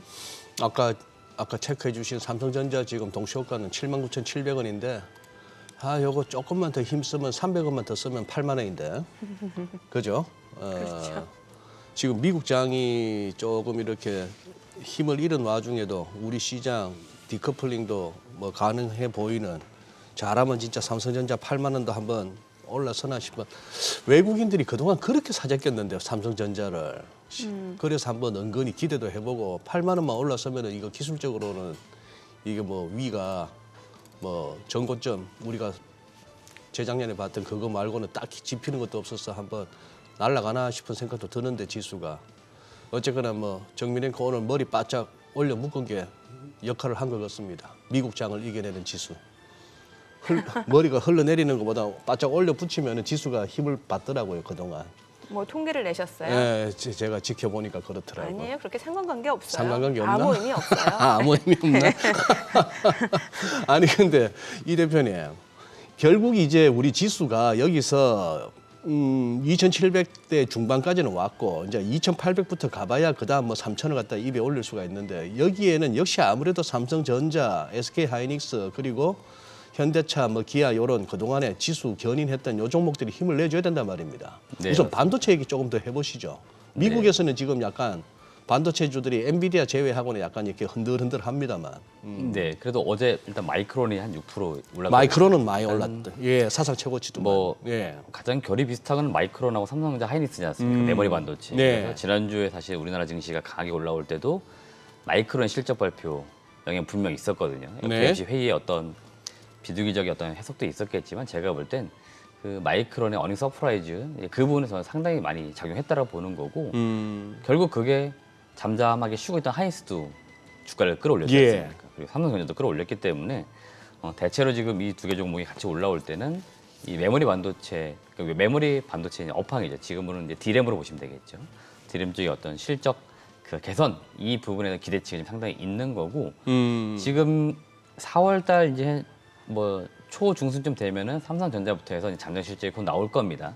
1분기 실적이 나오기 시작할 건데 그 전까지는 삼성전자, 하이닉스가 비교적 강세는 유지할 거라고 보고 있습니다. 그렇게 놓고 보면은 지금 이제 지수가 크게 뭔가 밀릴 사실은 이유는 없어 보이는 거죠. 그러니까 그래서 이 두 개 종목이 나름 버텨준다. 그럴 경우에는 네. 일단은 반도체 쪽에 대한 어떤 기대치가 있다라고 보시면 되겠고 그 가운데서 외국인 수급이 이제 매수가 들어오는 이제 부분이 있을 거고요. 다만 삼성전자하고 SK 하이닉스가 주가가 그날 좀 따로따로 움직인다 그러면은 HBM이 좀 더 부각이 되면서 아하. 앞에 갔던 SK 하이닉스가 많이 올라가서 지금 약간 쉬는데 예. 삼성전자가 이제 뒤쫓아가는 흐름이 나오고 있다 보니까 그 기대치 때문에 삼성전자가 그동안 너무 못 갔지 않느냐 하는 평가와 함께 올라가게 되면은 약간은 좀 같은 섹터에서도 종목이 희비가 좀 엇갈리는 모습이 나올 수 있으니까 그날 이제 반도체가 같이 가느냐 따로 가느냐에 따라서 그것도 흐름을 좀 체크해 보시면 재미가 있을 것 같습니다. 오늘 그 미국의 캘리포니아주 실리콘밸리 그쪽에서 반도체 학회 mem콘 열린다면서요. 네, 맞습니다. 여기서 그래서 뭐- 삼성전자가 무슨 AI 관련해서 뭐 CX 기술 선보인다고 하던데요. 네, 맞습니다. 근데 그 지난주 그 GTC라고 해서 그 예. 엔비디아 쪽 행사에서 예. 했던 내용과 엄청 뭐 크게 다르거나 그런 것 같지는 않습니다. 저희가 뭐 작년만 하더라도 CX에 뭐 PIM 해가지고 반도체 여러 기술들 단어가 등장할 때 네네네. 저도 처음 들어봤습니다 그랬었는데 이번에 나온다는 내용 보니까 일단 처음 들어본 건 아니고 기존에 예. 나왔던 것들 이제 다시 이제 반복해서 발표가 되거나 그런 것 같습니다. 그렇기 때문에 시장이 또 한번 반응을 할지는 봐야 되는데 크게 제가 볼 때는 반응할 것 같지는 않아요. 그래서 그게 엄청 주가에 영향을 뭐 미친다든지 그럴 것 같지는 않고요. 갑자기 뭔가 거기서 또 다른 새로운 내용을 좀 전달한다든지 그럴 경우에는 좀 주가는 움직일 수 있겠죠. 예를 들어서 엔비디아 뭐 퀄테스트 통과를 해서 이제 납품합니다. 뭐 이런 식으로 새로운 뉴스를 전하지 않는 이상은 주가가 엄청 뭐 반응하거나 그럴 것 같지는 않습니다. 그래도 왜 그런 거 있잖아요. 이벤트 있으면 괜히 모멘텀으로 한번 올라가지고 이런 거 있잖아요. 네네. 괜히가 뭐, 어디 있어요 시장에. 아니, 괜히라는 건 아니고 이제 사후적인 해석으로 하자면 그렇다는 거죠. 올랐는데 보니까 때마침 mem콘이 열리고 있었다. 뭐 이런 식의 해석이 가능하지 않을까. 때마침. 네, 때마침. 네, 괜히는 없다. 그렇죠. 괜히는 아니야. 그래요. 네, 아니 그럴 수 이제 있지 뭐 않을까라는. 개장 얼마 안 남았는데 저기 잠깐 한번 여쭤보고 싶은 게 아까 이 대표께서 모두에 말씀하신 것 중에 자 지금이 이제 12월 결산 기업들 대체로 감사 보고서가 나올 때입니다. 네. 이러면서 소위 또 옥석 가리기가 또 이루어지는데 어지간하면 적정 의견이라 해야 되는데 이게 한정 의견 내지는 의견 거절 같으면 이거는 굉장히 좀 문제가 있다는 거 아니에요. 그렇죠. 그죠? 네네. 지금 통상적으로 요럴 때 그 우리가 뭐 재무제표에 대한 회계법인의 적정 의견이 아닌 그런 좀 적정 의견 아닌 쪽으로 뭔가 나왔을 때 우리 투자자 입장에서는 어떤 식으로 대응해야 될까요? 일단은 그 주총 일주일에 보통 감사 보고서 나오거든요. 네. 네. 그 예를 들어서 이번 주 금요일 날 주총이 열린다 그러면은 예. 늦어도 사실은 지난주 금요일에 감사 보고서 다 공시가 되었어야 돼요. 글쎄. 근데 예. 안 됐으면 이미 제출 지연이라는 공시를 또 했을 겁니다. 예. 그래서 일단 기본적으로 여러분들이 뭐 그 의견에 있어서 뭔가 안 좋게 나올 만한 기업은 투자를 하지 않는 게 맞는 거고요. 만약에라도 좀 투자했는데 진짜 최악의 의견 거절 이런 식으로 해서 바로 거래 정지되거나 상장 폐지로 가는 흐름이 나올 수 있기 때문에 그런 기업들을 좀 혹시라도 투자했다 그러면은 지금에도 아직 거래가 되고 있다 그러면은 빨리 빠져나와야 되는 게 맞는 거고요. 애초에 그런 기업들은 사실은 투자 안 하는 게 맞는 거죠. 그런 의견을 드리고 싶습니다. 교과서적인 답변이 이미 사실 대응은 좀 늦었다라고 다시 말씀드리는 겁니다. 예. 알겠습니다. 자, 오늘 국내 증시 효과로 봤을 때는 또 상승 출발 예상되는데요. 국내 증시 흐름 확인해 보도록 하겠습니다. 개장합니다.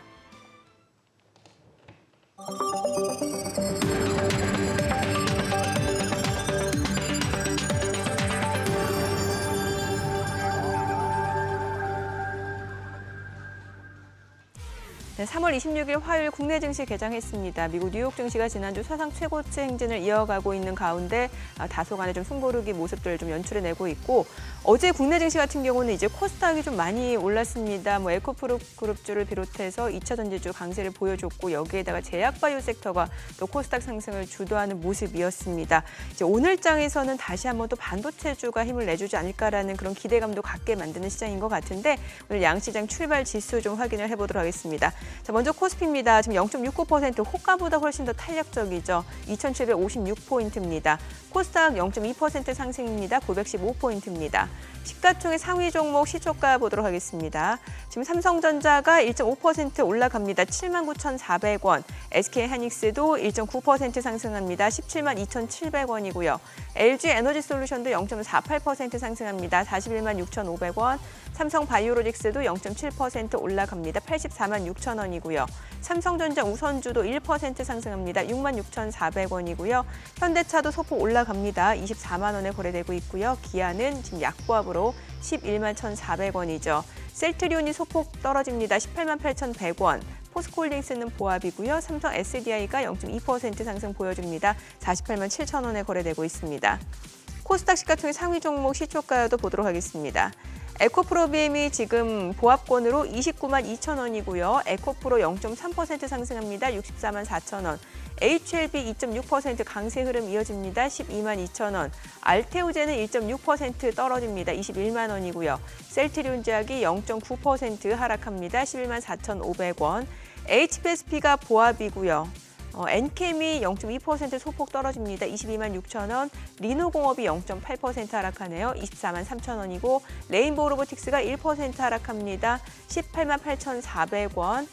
HPSP하고 엔캠은 지금 상승으로 전환이 됐고 신성 델타테크는 0.8% 하락합니다. 11만 4,500원에 거래되고 있습니다.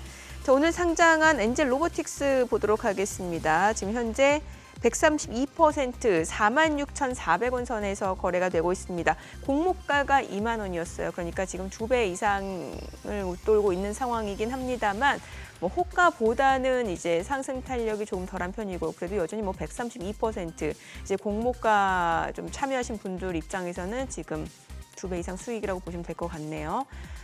그 밖에 로봇주들은 두산 로보틱스가 2% 강세고 보시다시피 로봇주가 지금 혼조세 좀 흐름이 이어집니다. 레인보우 로보틱스, 뉴로메카는 약보합권이고 유진 로봇은 또 소폭 상승 흐름 보여줍니다. 자, 오늘 시장에서도 상승을 보여주는 섹터라든지 종목들 좀 확인을 해보도록 하겠습니다. 뭐 역시나 뭐 반도체 대표주들 뭐 SK하이닉스, 삼성전자 지금 상승 보여주고 있는 상황이고 CXL, HBM 관련주 모두 강세입니다. 파두가 지금 4% 강세입니다. 105,920원. 네오셈도 2.6% 상승입니다. 14,190원이고요. TLB도 2.4% 상승 27,450원. 그리고 오킨스 전자도 1% 상승 중이고요. 퀄리타스 반도체도 0.9% 상승하면서 37,050원에 거래되고 있습니다. 코리아 서키트도 지금 1.5% 상승하면서 17,950원에 거래되고 있고요. CXL 관련주뿐만 아니라 이제 HBM 관련주들도 강세입니다. ST가 4.8% 강세 23,650원이고요. MK전자도 4.5% 상승 보여줍니다. 14,400원. 한미반도체가 10만 원을 돌파하네요. 3.4% 상승하면서 10만 800원에 거래되고 있습니다. 이오테크닉스도 1% 올라가고요. DIT, STI도 1.6%, 2.6% 강세 보여주고 있습니다. PSK홀딩스도 지금 1.5% 상승 중입니다. 역시나 오늘은 또 반도체 관련주들이 시장 상승을 이끌고 있는 상황이라고 보시면 될 것 같습니다. 조선주들도 흐름은 괜찮네요. 하나오션, HD현대중공업이 각각 2%에서 1% 상승이고요. 삼성중공업, HD한국조선해양, 현대미포조선도 1% 안팎으로 강세 흐름 이어지고 있습니다. 어제 올랐던 이제 에코프로 그룹주들 같은 경우는 지금 좀 내림세입니다. 2차전지 쪽은 지금 종목별로 희비가 엇갈리고 있는 가운데 어제 많이 올랐던 종목 위주로는 일부 좀 물량들이 나오고 있는 것으로 보여집니다. 지금 시각 9시 4분 지나갑니다. 수급 상황 체크해 보도록 하겠습니다. 오늘 유가증권 시장에서는 외국인과 기관이 삽니다. 각각 816억 원, 577억 원 순매수고요. 개인 투자자는 1,429억 원 매도 우위를 나타내고 있습니다. 코스닥에서는 개인 투자자가 순매수 보여줍니다. 1,045억 원 매수 우위, 외국인과 기관은 451억 원, 291억 원 순매도를 나타내고 있습니다. 오늘 외환시장 개장 상황 보도록 하겠습니다. 최근에 좀 달러 강세 흐름 계속해서 이어지고 있는 상황인데 오늘은 좀 떨어집니다. 달러 환율이 2원 60전 하락한 1339원 50전에 개장이 됐습니다. 환율 자체는 그래도 여전히 오늘 떨어진다 하더라도 계속해서 이제 달러 강세 기조라고 보여지고요. 예. 반도체는 때마침 올라가고요. 네. 때마침. 네. 때마침 또 확 미신했다 우리 정민앵커. 환율은 그냥 위안화가 조금 이렇게 관심을 끌고는 했는데 네네. 지난 주말에 위안화 환율 급등, 즉 위안화 약세, 그리고 딱 거래일 기준으로 하루 만에 또 어제 확 또 이렇게 올라갔던 것 같아. 다 내려놓는 뭐 국영기업에 또 매도까지 저 개입까지 있었다고 들리면서 다시 원위치를 해버렸는데 환율은 글쎄 그거 하고 환율보다도 저는 지금 뭐 우리 보세요? 지수 보고 있습니다. 지수 지수. 보고 있는데 이거 뭐 외국인들이 작심하고 땡기는 것 같은데요. 아, 코스피 지금 2,760선까지 예. 회복이 됐고. 예, 그리고 되고 뭐 제가 보는 일목균형표 상으로는 지금 뭐 구름대 저항은 벗어났는데 거기다가 후행 스팬까지도 지금 월간 차트에서 가격대를 뚫고 올라가는 분위기라서 이거 지금 아유 뭐 공매도도 없겠다. 아직 뭐 선거도 좀 남았겠다. 작심하고 땡기는 것 같습니다. 외국인들이. 나중에 땡기고 나서는 어쩔지는 모르겠습니다만 지수 자체는 좋아 보입니다. 오늘은 또 코스피 코스닥도 엇박자 나는 날인가요? 그러게요. 참, 외국인이 사니까 지금 코스피 그러니까, 쪽에서. 예, 그러면서 외국인 아주 현선물 그냥 코스피에서만 바짝 땡기고 코스닥에서는 또 이렇게 살짝 또 빠지는 모습이네요. 아, 외국인 현물에서 선물에서 많이 사네요. 선물에서 많이 사죠. 2,379개야. 지금 뭐 채 10분도 안 돼서 이 정도 같으면 예, 예. 이거 오늘도 이것도 만 개 가능한가 싶은데 사실 선물 그동안 누적 포지션 봐서는 더 살 여력이 있나 싶을 정도까지 꽉 차 있는데도 샀다 팔았다 하면서 계속 지수 땡기는 모습입니다. 때마침 땡기네요. 뭐라고 할 말이 없어요. 할 말이 없어요. 네. 예. 오늘 반도체주 이렇게 날아가잖아요. 근데 사실 이제 반도체는 연초부터 많은 전문가들이 올해 시장 상승을 이끌 테마 주도주다라는 얘기를 많이 해왔는데 그럼에도 불구하고 사실 아직 포트폴리오에 담지 못하신 분들도 꽤 있으시단 말이죠. 이게 반도체를 담고 있느냐 아니냐에 따라서 이게 체감하는 게 굉장히 온도 차이가 나거든요. 네, 뭐 작년 같은 경우 사실은 뭐 2차 전지를 안 담고 있으면 예. 소외되고 올해는 사실 반도체를 안 담고 있으면 이제 소외되는 시장이기 때문에 다시 한번 강조드리는데 올해는 일단은 반도체가 주도 산업인 겁니다. 우리나라 시장에서. 예. 그렇기 때문에 반도체를 분명히 보셔야 되는 거고요. 삼성전자 하이닉스가 먼저 갔습니다. 삼성전자가 이제 좀 따라가는 것 같아요. 그래서 삼성전자는 조금 더 올라갈 여지가 있으니까 삼성전자를 아주 뭐 마음 쓰시면서 오래 보유하시는 분들은 계속적으로 보유를 해주는 게 맞을 것 같아요. 지금 가고 있는 거지 지금 속도가 좀 느렸을 뿐이지 안 올라가는 게 아니거든요. 그러니까 저는 삼성전자를 보유하시는 분들은 일단은 계속적으로 보유하자는 의견을 드리고 싶고요. 지금 올라간 종목들 제외하고도 그 후발 주자격으로 올라갈 만한 반도체 기업들은 굉장히 많이 있는 것 같습니다. 제가 그 지난주에 소개시켜드렸던 뭐 유니생 같은 기업들도 지금 H웹 행사를 위한 무언가 설비 투자가 들어갈 때 뒷단에 2차 단의 설비 장비 업체인데 그런 기업들은 아직까지는 주가 시세가 나오거나 반응을 좀 안 하고 있거든요. 그렇기 때문에 이런 기업들은 실제로도 좀 더 올라가는 여지가 있는 것 같고요. 그다음에 하나마이크론 제가 많이 강조드리고 있었는데요. 하나마이크론도 결국에는 H웹 생산이 이제 늘어나게 되면은 후공정 이제 패키징, 그러니까 외주 이제 물량을 하이닉스가 많이 넘겨주게 될 텐데 이때 하나마이크론 지금 베트남에 21년도부터 해서 하이닉스랑 함께 공장을 지어놨습니다. 그러니까 여기를 써야 되는 거예요. 그래서 이런 기업들은 아직까지는 지금 주가 시세가 나오거나 그렇지 않았고요. 그리고 이익도 올해 상당히 많이 올라갑니다. 그럼에도 불구하고 아직까지도 주가는 3개월 지났는데 올해 들어서 주춤한 편이에요. 같은 반도체 섹터에 있다 하더라도 많이 못 간 편이기 때문에 이렇게 아직 안 간 기업들에서는 상당히 기회가 많이 남아 있다. 그렇게 말씀드리고 싶고요. 뭐 소재 부품단에 있는 종목들을 잘 보시면은 그렇게 많이 올라가진 않았습니다. 그래서 뭐 최근에 올라가고 있는 뭐 ISC 이런 기업들 관심 있게 보시면 좋을 것 같고 원익QNC, 월드엑스, BCNC 이런 기업들도 상당히 올해 유망할 거로 보고 있는데 아직은 뭔가 못 가고 있습니다. 분명히 지금 주목을 덜 받았다는 겁니다. 그래서 이런 기업들이 서서히 올라가는 흐름이 나올 수 있기 때문에 아직까지 반도체 섹터 내에서 안 올라간 기업들을 찾아보신 노력이 지금 필요하다 이런 말씀드립니다. 그래요. 기업 탐방 다녀오셨죠? 어디 다녀오셨나요? 네, 제가 오늘 소개시켜드릴 기업은 이제 보안 업체입니다. 보안 업체. 솔루션 업체이고 라운시큐어라고 하는 아, 기업입니다. 예. 제가 제목으로는 AI 시대의 사이버 보안 위협이 커지면 커질수록 라운시큐어와 같은 이 보안 업체의 어떤 역할도 커질 것이다라고 제가 타이틀을 달아보았는데요. 결국 보안이라고 하는 것들은 지금 많은 IT, 뭐 반도체, 인공지능, 다양한 산업에서 성장과 함께 같이 커야 되는 기업들이기 때문에 이런 기업들이 같이 뒤따라간다라고 보시면 되겠고요. 라운시큐는 글로벌 통합 보안 인증 전문 기업으로 올해 성장이 기대가 되고 있습니다.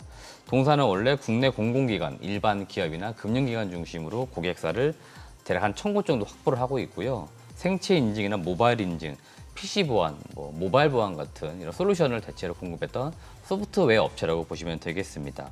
올해 제가 좀 주목하는 부분은 해외 쪽의 성장인데 23년도에 처음으로 글로벌 시장에 진출했습니다. 그래서 작년에 매출 비중으로 볼 때 해외 매출이 한 5% 정도가 나왔습니다. 네. 올해는 매출 비중이 더 커질 것으로 보고 있는데 대체로 가장 기대되는 국가가 인도네시아, 필리핀, 우즈베키스탄, 말레이시아 이런 국가로의 진출을 기대를 하고 있고 가장 가시적인 부분은 어디냐면은 바로 인도네시아입니다. 23년도에 인도네시아, 그다음에 한국 정부가 디지털 정부 공동 협력 과제로 디지털 아이디 도입, 그러니까 모바일 신분증 같은 것을 의미합니다. 이런 모바일 신분증 도입을 추진하겠다라고 협약을 맺었던 게 있었고 이때 컨설팅 업체로 라운시큐어가 참여를 했습니다. 이 상태에서 올해는 본 계약에 대한 어떤 수주가 좀 나오지 않을까라고 기대가 되고 있기 때문에 인도네시아와 올해 라운시큐어와 함께 뭔가 수주가 좀 나오지 않을까라고 기대해 볼 수 있다고 말씀드리는 거고요. 두 번째는 연장선상에서 해외는 전반적으로 우리나라처럼 신분증 체계가 잘 구축이 되어 있지 않다라고 합니다. 그럼에도 불구하고 스마트폰 보급률은 76%예요. 그러니까 신분증은 없어도 스마트폰을 가지고 있는 경우가 높다 보니까 유엔에서 지금 2030년까지 해서 전 세계 신분증 미보유자한테 모바일 신분증을 도입하겠다는 계획을 지금 잡고 있습니다. 그래서 동사가 이 모바일 운전면허증을 국내에서 발급했던 레퍼런스 이 기술을 지금 가지고 있기 때문에 이 기술을 토대로 해서 해외 쪽에 기술 수출을 좀 하지 않을까라고 기대를 하고 있고요. 지금 정부의 의지가 상당히 강합니다. 정부에서도 이런 디지털과 관련된 보안 솔루션 업체들의 기술을 해외로 수출하는 것들을 많이 추진하고 있는데 여기에서 지금 라운시큐어는 이 모바일 신분증 발급 관련된 기술을 가지고 있기 때문에 이런 어떤 기조와 함께 글로벌 기조와 함께 동사가 수혜를 좀 보지 않을까라고 예상이 되는 거고요. 세 번째는 국내에서 동사가 역시나 모바일 운전면허증 발급했던 레퍼런스가 있는데 올해 지금 행안부에서 240억의 예산을 투입을 해가지고 모바일 주민등록증 도입하는 걸 시행을 하게 됩니다. 그러다 보니까 동사가 레퍼런스를 가지고 있고 이 레퍼런스를 토대로 수주를 좀 따내려고 노력을 하고 있기 때문에 올해 여기에서 수주가 또 나오지 않을까라고 기대가 되고 있습니다. 나머지 사업 부분들은 신규 사업인데요. 양자 내성 암호 솔루션 개발과 라운 메타데믹 이런 새로운 지금 서비스들을 지금 충분히 만들어내고 있고 진행 중에 있습니다. 작년 실적이 매출에 518억, 매출은 최대 매출인데요. 영업 손실 마이너스 16억을 기록을 했습니다. 매출이 잘 나왔는데 영업 손실 기록한 이유가 뭐냐면은 여러 가지 이유가 있는데 일단 앞서 신규 사업 말씀드렸습니다. 동사가 작년에 신규 사업으로 이전을 하면서 일회성 비용도 증가를 했고 사업을 옮기면서 대체로 인력을 좀 늘렸습니다. 그리고 R&D 비용을 또 늘렸어요. 그러다 보니까 매출은 늘었는데 비용이 더 늘어나면서 영업 손실을 기록을 했는데 올해는 매출이 한 660억, 역시 매출은 최대 매출입니다. 영업이익은 흑자 전환을 목표로 하고 있고요. 본격적으로 이익이 나오는 거는 25년도로 보고 있습니다. 이때 되면은 영업이익률 한 10에서 15% 지금 잡고 있기 때문에 잘하면은 매출액 한 800억에 영업이익 한 80억 정도 나오는 기업이 25년도 만들어질 수 있으니까 올해 라운시큐어의 성장도 기대해보자 말씀을 드립니다. 네. 오늘 들으신 기업 탐방과 관련해서 보다 자세한 내용 원하시는 분들은요. 카카오톡 채널에서 탐방맨 추가하시거나 크존 앱에서 확인해 보실 수 있으니까요. 참고해 보시면 될 것 같습니다. 혹시 뭐 기술적으로 뭐 분석하신 거 아니세요? 아니요. 그거보다도 요거 바나듐 배터리 이제 뭐 네네. 최근에 또 전고체가 각광을 받더니만 또 요 2차 전지 관련해서 바나듐 배터리라는 용어가 들리던데 이 좀 생소해 가지고 혹시 네네. 이 대표님 공부하셨습니까 이거? 저도 뭐 바나듐 배터리를 많이 들어만 봤지 실제로 분석을 해본 적은 없는데 네. 이 바나듐 배터리는 실제로 어디에 쓰이려고 하는 거냐면은 ESS 쪽 관련돼서 뭔가 쓰려고 개발 중에 있다라고 합니다. 그래서 ESS 같은 경우에 저장 장치잖아요. 예. 그러니까 충전하고 바로 쓰는 게 아니고 예. 충전을 해놨다가 오랜 기간 저장을 해놔야겠죠. 아. 그랬다가 필요할 때 써야 되는 경우. 그래서 장죽이 전력 어떤 저장이나 이런 쪽에서 쓸 수 있는 어떤 소재라고 합니다. 그래서 실제로 지금 바나듐이 광물인가요? 네, 바나듐 광물의 일종이라고 보시면 될 것 같습니다. 그래서 그게 좀 더 오랜 기간 저장할 수 있는 쪽에 특화된 배터리라고 하기 때문에 그쪽을 네. 쓸 수 있는 소재를 지금 만들려고 하는 거고 철강 업체나 화학 업체들이 그들이 뭐 철강을 생산하거나 화학 제품 생산할 때 부산부로 나눈 어떤 것들이 있는데 그걸 좀 이용해가지고 이런 쪽으로 활용을 하려고 하다 보니까 그런 쪽으로 지금 뭔가 신사업을 추진하고 있다 이런 것들이 최근에 뉴스가 좀 나오고 있는 것 같습니다. 우리 기업들이 상당히 벌써 저쪽에 관심을 갖고 대응하고 있네요. 대기업들이네 전부요. 아무래도 철강, 뭐 화학 이런 쪽에 대기업들이 하다 보니까 기존에 하던 사업에서 부산적으로 나오는 걸 가지고 새로운 사업을 예. 해보려는 흐름이 지금 있다라고 보시면 될 것 같습니다. 아하, 그래요. 예. 네. 자, 알겠습니다. 오늘 또 뭐 저희 생방이다 보니까 여기서 좀 보내드려야 될 것 같네요. 네. 내용 잘 들었습니다. 고맙습니다. 예, 고맙습니다.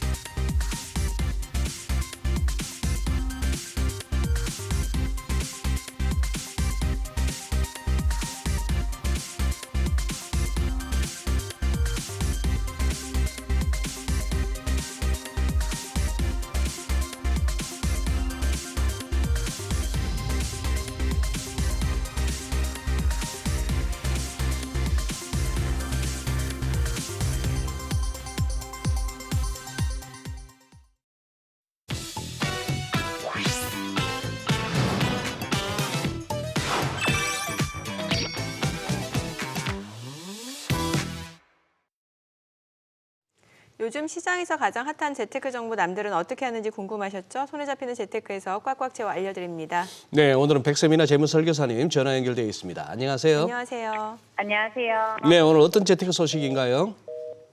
전화 연결이 지금 잠시 끊어졌는데 저희가 다시 한번 좀 연결을 해보도록 하겠습니다. 오늘 뭐 저희가 전화해서 알아볼 내용 같은 경우는 이제 새 청약제도 시행과 관련해서 이제 결혼을 하면 뭔가 좀 혜택이 있다 네. 이런 내용인데 이와 관련해서 뭔가 이제 정부에서 저출산이라든지 이런 부분을 좀 해소하기 위해서 이런 대책들을 내놓은 것 같습니다. 그래서 이 그러니까. 청약제도에서 이게 또 어떻게 바뀌는지 좀 알아보도록 하겠습니다. 결혼 쪽 그리고 출산 쪽에 어쨌거나 정책적인 메리트를 많이 주겠다는 네, 그런 지금 게 전화 요즘 연결이 느껴지죠? 다시 됐다고 네, 하니까요. 그러시죠. 바로 연결해 보도록 하겠습니다. 안녕하세요. 네, 안녕하세요. 네, 오늘 어떤 재테크 소식인가요? 어제부터 비혼 저출생 해소를 위한 청약제도 개편안이 본격 시행됐습니다. 그동안 결혼은 청약에서 페널티로 작용하기도 했는데요. 바뀐 청약제도를 활용하면 신혼 부부나 출산 가구는 당첨 기회가 늘어나는 만큼 보험 분양 시장이 활성화될 것이란 기대감이 커지고 있습니다. 오늘은 달라진 청약제도에 대해 짚어드리도록 하겠습니다. 네, 어제부터 시행되는 이 새 청약제도 그러니까 결혼으로 인해서 발생하는 불이익을 개선했다라는 건데 구체적으로 어떤 부분들이 달라지게 되는 건가요? 네, 지금까지는 배우자가 혼인신고 전에 청약에 당첨됐거나 주택을 소유한 이력이 있다면 신혼부부 특별 공급에서 청약 신청이 불가능했었는데요. 이제는 배우자의 이력과 관계없이 청약 대상자 본인도 주택 청약을 할 수 있게 되었습니다. 또한 부부간 중복 청약도 할 수 있게 되었는데요. 그동안 부부가 특별 공급이나 규제 지역 일반 공급에 당첨되면 둘 다 부적격 처리되었습니다. 하지만 앞으로는 중복으로 당첨될 경우 먼저 당첨된 청약이 유효 처리되고 나머지는 당첨자에서 제외됩니다.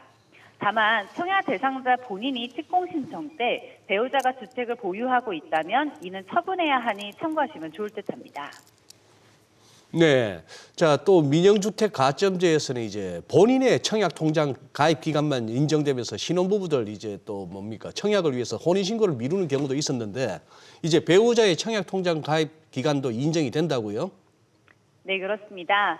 배우자 청약 통장의 경우 가입 기간의 절반, 최대 3점까지 가점으로 합산해 주기로 했는데요. 만약 본인이 청약 통장을 5년, 배우자가 4년을 보유했다면 본인 가점인 7점과 배우자 보유 기간의 절반인 2년을 인정받아 가점 최대 3점을 더해 총 10점을 인정받을 수 있게 됩니다. 다만 청약통장 가입기간 만점인 17점까지만 인정되니 이미 17점 만점을 채운 경우 배우자 점수 합산은 큰 의미가 없을 수 있습니다.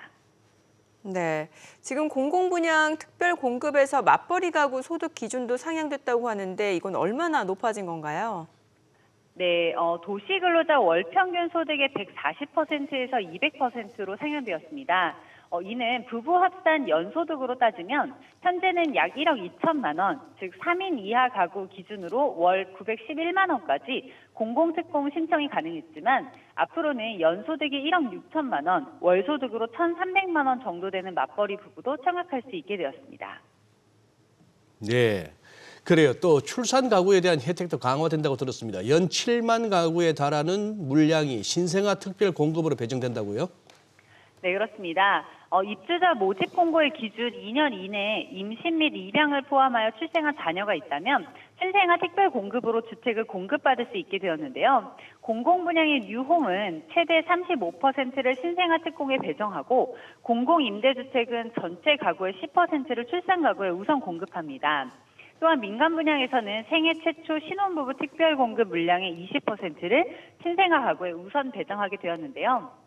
공급 물량으로 뉴홈 3만 가구, 민간 분양 1만 가구, 공공임대 3만 가구 등 연간 7만 가구가 예정되어 있습니다. 또한 민영주택과 공공주택 다자녀 특별 공급에서는 다자녀의 기준이 3자녀 이상에서 2자녀 이상으로 완화되었으니 참고하시면 좋을 듯합니다. 네, 오늘 내용 잘 들었습니다. 고맙습니다. 네, 감사합니다. 최신 재테크 트렌드를 다루는 하우머니 시간입니다. 시장 불안감이 계속될 땐 개별 종목 리스크를 피할 수 있는 분산 투자가 무엇보다 중요한데요. 네, 최신 ETF 동향과 유망 섹터까지 알아보는 코너입니다. 오늘은 한국투자신탁운용의 김승현 부장과 함께합니다. 어서 오세요, 어서 오세요. 부장님. 네, 안녕하십니까? 예, 오랜만입니다. 네. 자, 이제 3월 마지막 주간입니다. 이렇게 해서 벌써 새해 복 많이 받으십시오. 한 2번 하고 났더니만 벌써 1분기가 지나가네요. 네, 맞습니다. 이제 한번 1분기 장 나쁘지 않았고 네. 오늘 또 이렇게 외국인들 벌써 선물 5,200개 넘네요. 순매수가 좀 기대되는 날인데 네. 한번 3개월 동안의 시장 흐름 우리 부장님 보시고 2분기까지도 조금 한번 예측해 주신다면. 네, 우선 상반기 아직 예. 지나지 않았습니다. 예. 1분기 증시 같은 경우에 많은 분들이 보신 것처럼 특히나 미국 증시를 기점으로 해서 역대 최고점을 지속적으로 갱신을 예. 하고 있죠. 그래서 그다음에 아마 지난주에 그 FOMC 발언이 있었는데 그때도 많은 분들이 주목을 하셨을 것 맞아요. 같습니다. 그래서 전반적인 시장 분위기 자체는 위험 요인들이 하나씩 해소되면서 증시의 우호적인 방향으로 가고 있습니다. 그렇지만 단 한 가지 또 우려가 되는 것은 아무래도 증시가 너무 많이 올랐다는 그런 측면이 좀 될 것 같습니다. 그래서 아마 지금 시점에서 증시에 대한 전반적인 분위기는 굉장히 좋습니다만 이제부터 정말 더 갈 종목들 그다음에 좀 더 저희가 주목받는 섹터를 어떻게 선택하느냐가 바로 첫 번째 저희가 네. 또 아마 숙제일 것 같고요. 두 번째 숙제는 그래도 많은 자산들이 많이 올랐습니다만 아직 덜 오른 자산군이 또 있습니다. 아마 미국 장기 국채를 제가 말씀을 드리려고 하는데요. 이것도 조금 앞으로 말씀을 드리도록 하겠습니다. 네, 아무래도 지금 글로벌 증시가 랠리를 보이는 게 지난주 주요국 통화 정책 이후에 네. 일본을 제외하고 지금 다 완화 기조인 거잖아요. 맞습니다. 특히 미 연준 같은 경우 이제 점도표 네. 3번 금리나 시사하고 나서 네. 증시가 많이 올라가고 있는 상황인데 ETF 시장에도 영향이 좀 있었을 것 같아요. 네. 우선은 전반적으로 이 여러 시장에 대한 흐름들을 한번 보게 되면은 여전히 반도체 그다음에 M7이라고 하죠. 미국 빅테크 관련된 그다음에 나스닥 100, S&P 500과 같이 이 미국 투자하는 자산에 대한 인플로가 굉장히 많았습니다. 그다음에 두 번째로는 금리 인하에 대한 기조가 사실 바뀌지가 않았죠. 오히려 FOMC가 지나면서 여전히 미국 금리가 떨어질 것이다. 그다음에 첫 번째 금리 인하는 아마 6월부터 진행될 것이고 올해 한 3차례 정도 진행될 것이라는 전망이 더욱더 강화되는 그런 모습이었습니다. 그래서 많은 투자자분들이 미국 장기 국채, 아마 장기 국채 한 20년 정도의 금리 흐름을 보면은 지금 투자하기 너무 좋은 상황이기도 하고요. 그다음에 요즘은 또 이 엔화에 대한 투자에 대한 관심도 굉장히 많으십니다. 그 일본 같은 경우도 한 17년 만에 마이너스 금리를 해제하기도 했었죠. 그리고 엔화 투자, 그다음에 엔화와 미국 30년 국채에 함께 투자할 수 있는 그런 ETF 상품도 많은 관심을 얻고 있습니다. 네. 벌써 우리 김 부장님 말씀하시는 거 보니까 채권 쪽에 상당히 관심이 있으시고 또 네. 이렇게 권유하고 싶으신 분위기가 느껴지는데. 네네. 자, 이제 어쨌거나 금리 인하 가능성은 높아졌고 맞습니다. 몇 번이 되건 간에 언제 네네. 하건 간에 방향은 금리 인하 쪽인 것 같은데. 네. 자, 그럼 이제 채권 투자에 대한 관심도 다시 또 높아질 만한 하고. 네. 문제는 작년에 워낙 이 미국 장기채 투자 쪽에 우리 국내 네. 투자분들이 많이 들어갔다가 좀 데이셨어요. 네, 맞습니다. 그런 상황이고 아직까지 그 손실이 뭐 회복된 레벨은 아닌 것 같고. 네. 자, 지금 올해도 이제 많이 사시는 모양인데 네. 어떻게 적절한 타이밍이라 보시는지 채권 투자. 네, 맞습니다. 우선 뭐 이 네. 금리 상황, 뭐 주가 네. 상황도 마찬가지입니다만 저희가 뭐 오늘 내일을 전망하는 것은 사실상 불가능에 그렇죠. 가깝죠. 예. 그래서 많은 분들이 동의하시는 것이 금리 인하에 대한 기조가 거의 확실하다고 많은 분들이 생각하실 것 같고 문제는 시기입니다. 조심스럽게 시기를 뭐 예상을 네. 한다면은 금리 인하가 첫 번째 나올 한 6월, 7월 그때쯤에 조금 의미 있는 성과가 나올 것이라고 생각을 하고 있고요. 그다음에 연말에 가면 갈수록 좀 더 가시적인 성과가 나올 것이라 생각을 하고 있습니다. 사실 시기는 저희가 예측하기 힘듭니다만 방향성은 확실하고요. 그다음에 만약에 금리 인하가 조금 시장 금리가 잠깐 지지부진하다 하더라도 미국 금리, 장기 금리에 대한 쿠폰이라고 하죠. 채권 네. 이자에 대한 연수익률이 연한 4% 정도의 쿠폰이 나오고 있습니다. 그래서 꾸준히 월 쿠폰을 받으시면서 금리 인하를 기다리면서 조금 더 시간이 지났을 때 수익이 오는 그런 기간이 조만간 올 것이라고 생각하고 있습니다. 이게 사실 투자 방법도 좀 고민인 게 네. 이제 앞서 뭐 말씀 주셨다시피 일본 BOJ가 17년 만에 금리 인상을 네. 단행했고 네. 그러다 보니까 이제 계속해서 옌이 약세였다가 이제 앞으로 좀 강세로 가지 않을까라는 엔화 강세를 네. 베팅하는 투자자들도 꽤 있단 말이죠. 맞습니다. 그러니까 뭔가 네. 이게 미국 채권 가격 상승하고 옌 강세 동시에 베팅하는 ETF 상품도 있다면서요. 네, 맞습니다. 지금 아마 그 JP2621이라고 일본에 상장된 ETF도 흔히 말하는 직구족이라고 하죠. 아하, 일본 시장에 예. 직접 가서 투자하시는 분들이 많은데 그거를 국내 상장된 ETF도 있습니다. 에이스 미국 30년 국채 액티브라는 엔화 노출 ETF인데요. 이 상품 같은 저희가 이 과거의 성과들을 한번 보게 되면은 한 2000년대 한 이후에 한 2번 정도의 미국과 일본의 금리 차이가 급격하게 축소되는 시기가 한 2시기 정도가 있었습니다. 그 시기에는 단 한 번도 예외가 없이 뭐 2번이긴 합니다만 엔화의 가치가 급격하게 상승하는 모습을 보였는데요. 바로 지금 이 시장 상황 자체가 그 시장이 바로 초입 단계라고 저희가 보고 있습니다. 그래서 이 투자자분들의 투자 성향에 따라서 조금씩 투자하신 ETF가 다를 수 있는데 화면에서 보시는 것처럼 가장 코어가 되는 상품은 바로 해지가 되어 있는 상품이죠. 미국 30년 국채 액티브 H라는 상품입니다. 기본적으로 채권 투자는 이 환해지가 기본이기 때문에 이 상품을 코어로 가져가시기를 저희가 권해드리고 있고요.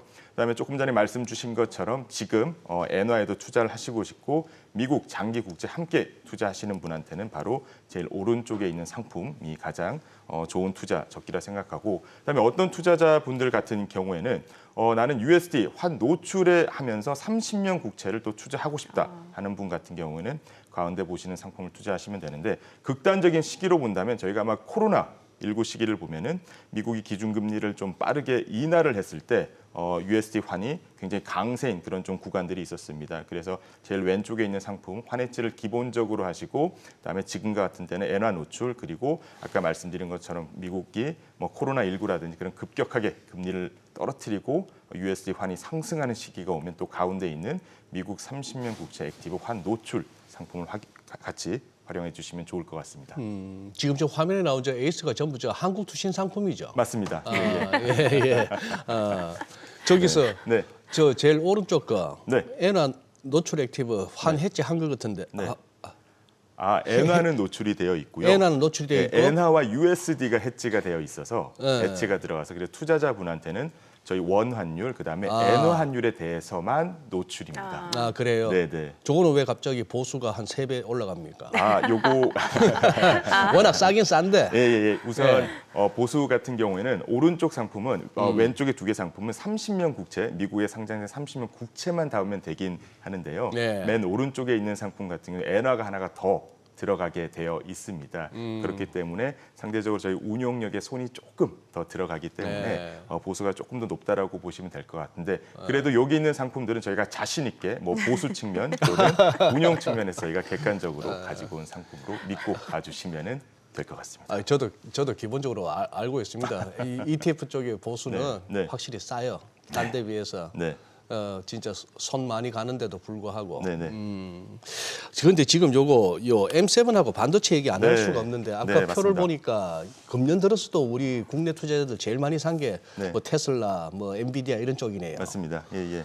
지금 고평가 논란이 있긴 있지만도 뭐 네. 지금 약간 엇갈리고 있죠. 그 M7 내에서도. 맞습니다. 지금 수익률 어떻습니까? 우선 M7 같은 경우에는 네. 뭐 올 초 이후에도 한 15% 20% 정도 예. 네, 같이 뭐 종목마다 조금씩 다를 수 있습니다만 전반적으로 나스닥 100을 훨씬 더 상회하는 그런 성과를 보이고 있긴 합니다. 뭐 역대 최고점을 향해서 향해 가고 있죠. 그다음에 반도체 같은 경우에도 역사상 최고점을 지금 나아가고 있기는 합니다.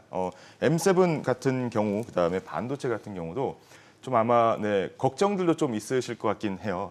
최근에 좀 많이 오른 게 네. 아니냐라고 걱정을 하실 것 같긴 한데 우선 저희가 볼 때는 중장기적으로는 여전히 특히 올해 같은 시장에서는 이 M7과 반도체 독주가 이어질 것으로 예상을 하고 있습니다. 그래서 만약에 M7도 사실 어제 좀 이슈가 있었습니다. 그 디지털 시장법이라 그래가지고 DMA죠. 뭐 유럽에서 이 어떻게 보면 반독점 관련해서 이슈가 있어서 약간 조정받는 모습을 보이긴 했습니다만 이런 일부의 조정이 있더라도 그 기업이 가지고 있는 경제적 해자라고 하죠. 그런 기업의 비즈니스 방향은 전혀 훼손된 게 아니기 때문에 오히려 좋은 매수 기회라고 생각을 하고 있고 조금씩 나눠서 가져가시길 권해드리고 있고요. 반도체 얘기는 아마 제가 뭐 계속 드릴 것 같긴 합니다. 뭐 제가 한 달 전에 이 자리 나왔을 때 예. 포도 농장. 죄송합니다. 딸기 농장이죠. 딸기 농장. 딸기 농장. 네, 딸기 농장 딸기 가서 농장. 예. 네. 그래서 뭐 엔비디아에 대한 얘기가 나왔는데 지난주에는 제가 그 화랑대 이 공릉 옆에 있는 예. 그 기차 박물관을 다녔습니다. 예. 거기서는 엔비디아 얘기를 안 하시더라고요. 안 하셔요? 네, 근데 그 얘기 제가 왜 말씀드리냐면 사실 단기의 주가 흐름은 네. 예상하기가 쉽지가 않습니다. 네. 왜냐하면 뭐 주변에 만약에 올랐을 때 좀 더 관심을 받게 되면은 예. 한 달 전만 하더라도 엔비디아 가격이 한 600불, 700불 예. 정도긴 했는데 그때 고점 논란이 있었습니다만 지난주에 그 엔비디아의 GTC라고 네네네. 뭐 개발자 컨퍼런스가 예. 나와 있었습니다. 그때 또 훨씬 더 높은 그 경쟁력 있는 기술력이 검증된 칩을 발표하면서 뭐 900, 뭐 1000달러까지 간다는 얘기고 있고요. 그렇기 때문에 저희가 볼 때는 엔비디아가 지난 8년 동안에 이 AI에 대한 기술력이 1000배 이상 상승을 했습니다.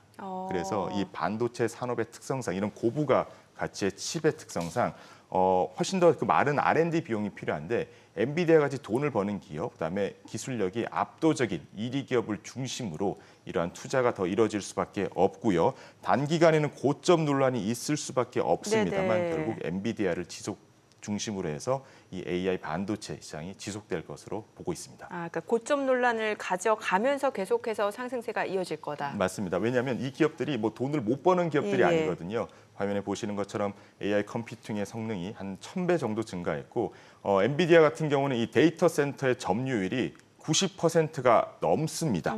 그래서 뭐 AMD나 다른 기업들이 일부 점유율을 조금 더 가져갈 수는 있을 수 있지만은 여전히 엔비디아 없이는 이러한 AI 반도체 그다음에 AI 산업 생태계 자체가 전혀 유지될 수 없고 엔비디아가 지난주에 GTC에서 밝힌 것처럼 소프트웨어 산업에도 더 진출할 것으로 보고 있습니다. 그러면 엔비디아 중심의 영향력이 더욱더 가속화될 수밖에 없기 때문에 여전히 중장기적으로 AI 사업 그다음에 반도체 M7에 대한 투자는 유효하다고 생각하고 있습니다. 그럼 이렇게 날아가는 반도체 쪽 네. 그 포트폴리오에 담고 계시지 못한 분들은 어떻게 해야 돼요?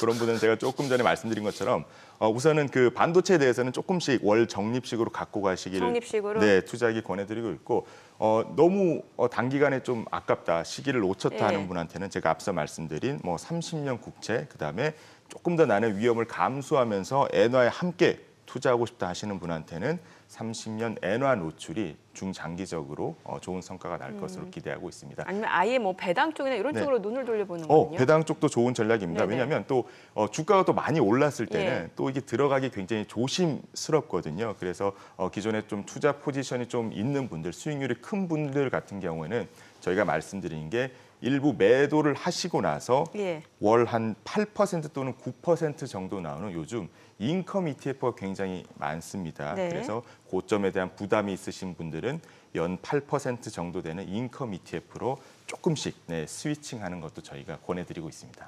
그거 좀 구체적으로 알려주세요. 네, ETF 중에서도 인컴 ETF가 굉장히 많은데 네. 저희가 이번에 말씀드릴 ETF는 에이스 글로벌 인컴 탑10 솔락티브라는 ETF입니다. 이 분배 ETF, 배당 ETF 하나 고르기가 굉장히 어려운 분들이 좀 많으십니다. 주변에 여쭤보면. 그래서 저희가 만든 상품이 미국 상장된 글로벌 ETF 중에 분배 수익률이 높으면서 일관성이 우수한 10개를 선별해서 만들었습니다. 분배율이라는 게 무조건 분배만 많이 준다고 해서 좋은 게 아니죠. 그다음에 일관성 또한 중요하기 때문에 수익률과 일관성을 함께 다 가지고 가는 그런 ETF라 보시면 될 것 같고요.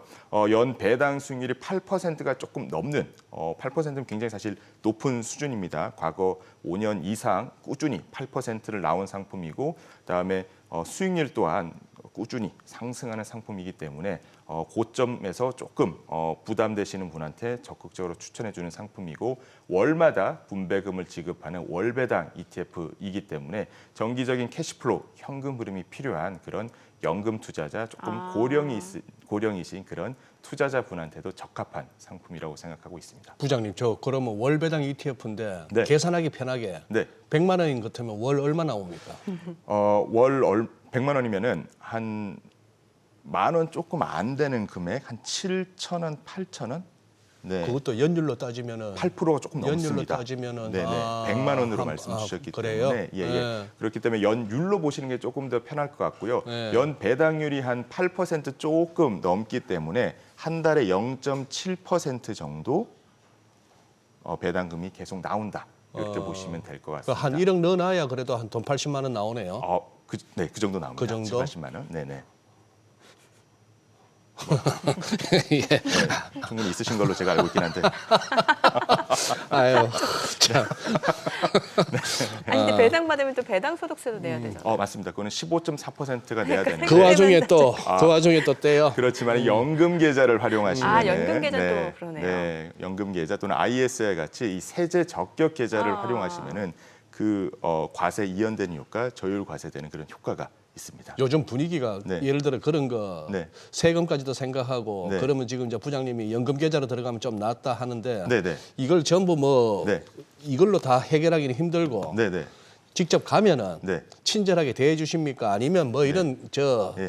시간만 뺏는 돈 안 되는 고객이 왔나 이럽니까? 하면 가면 잘 응대해 주시나요? 저희는 뭐 24시간. 24시간.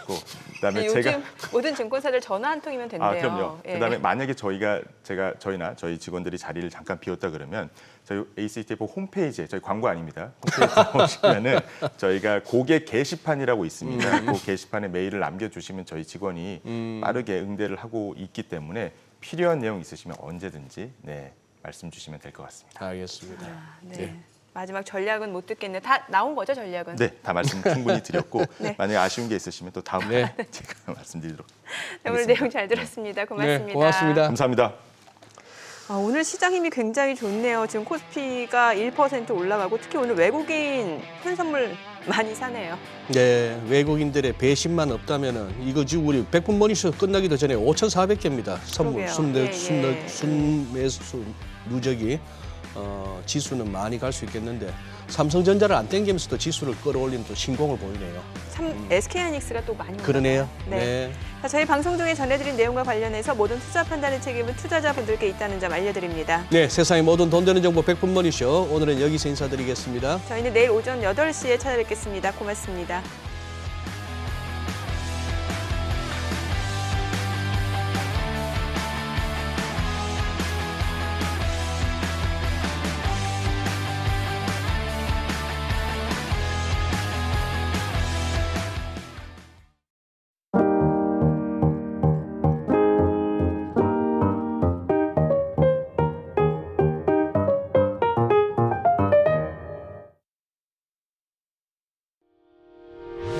의견 있는 경제 채널 SBS 비즈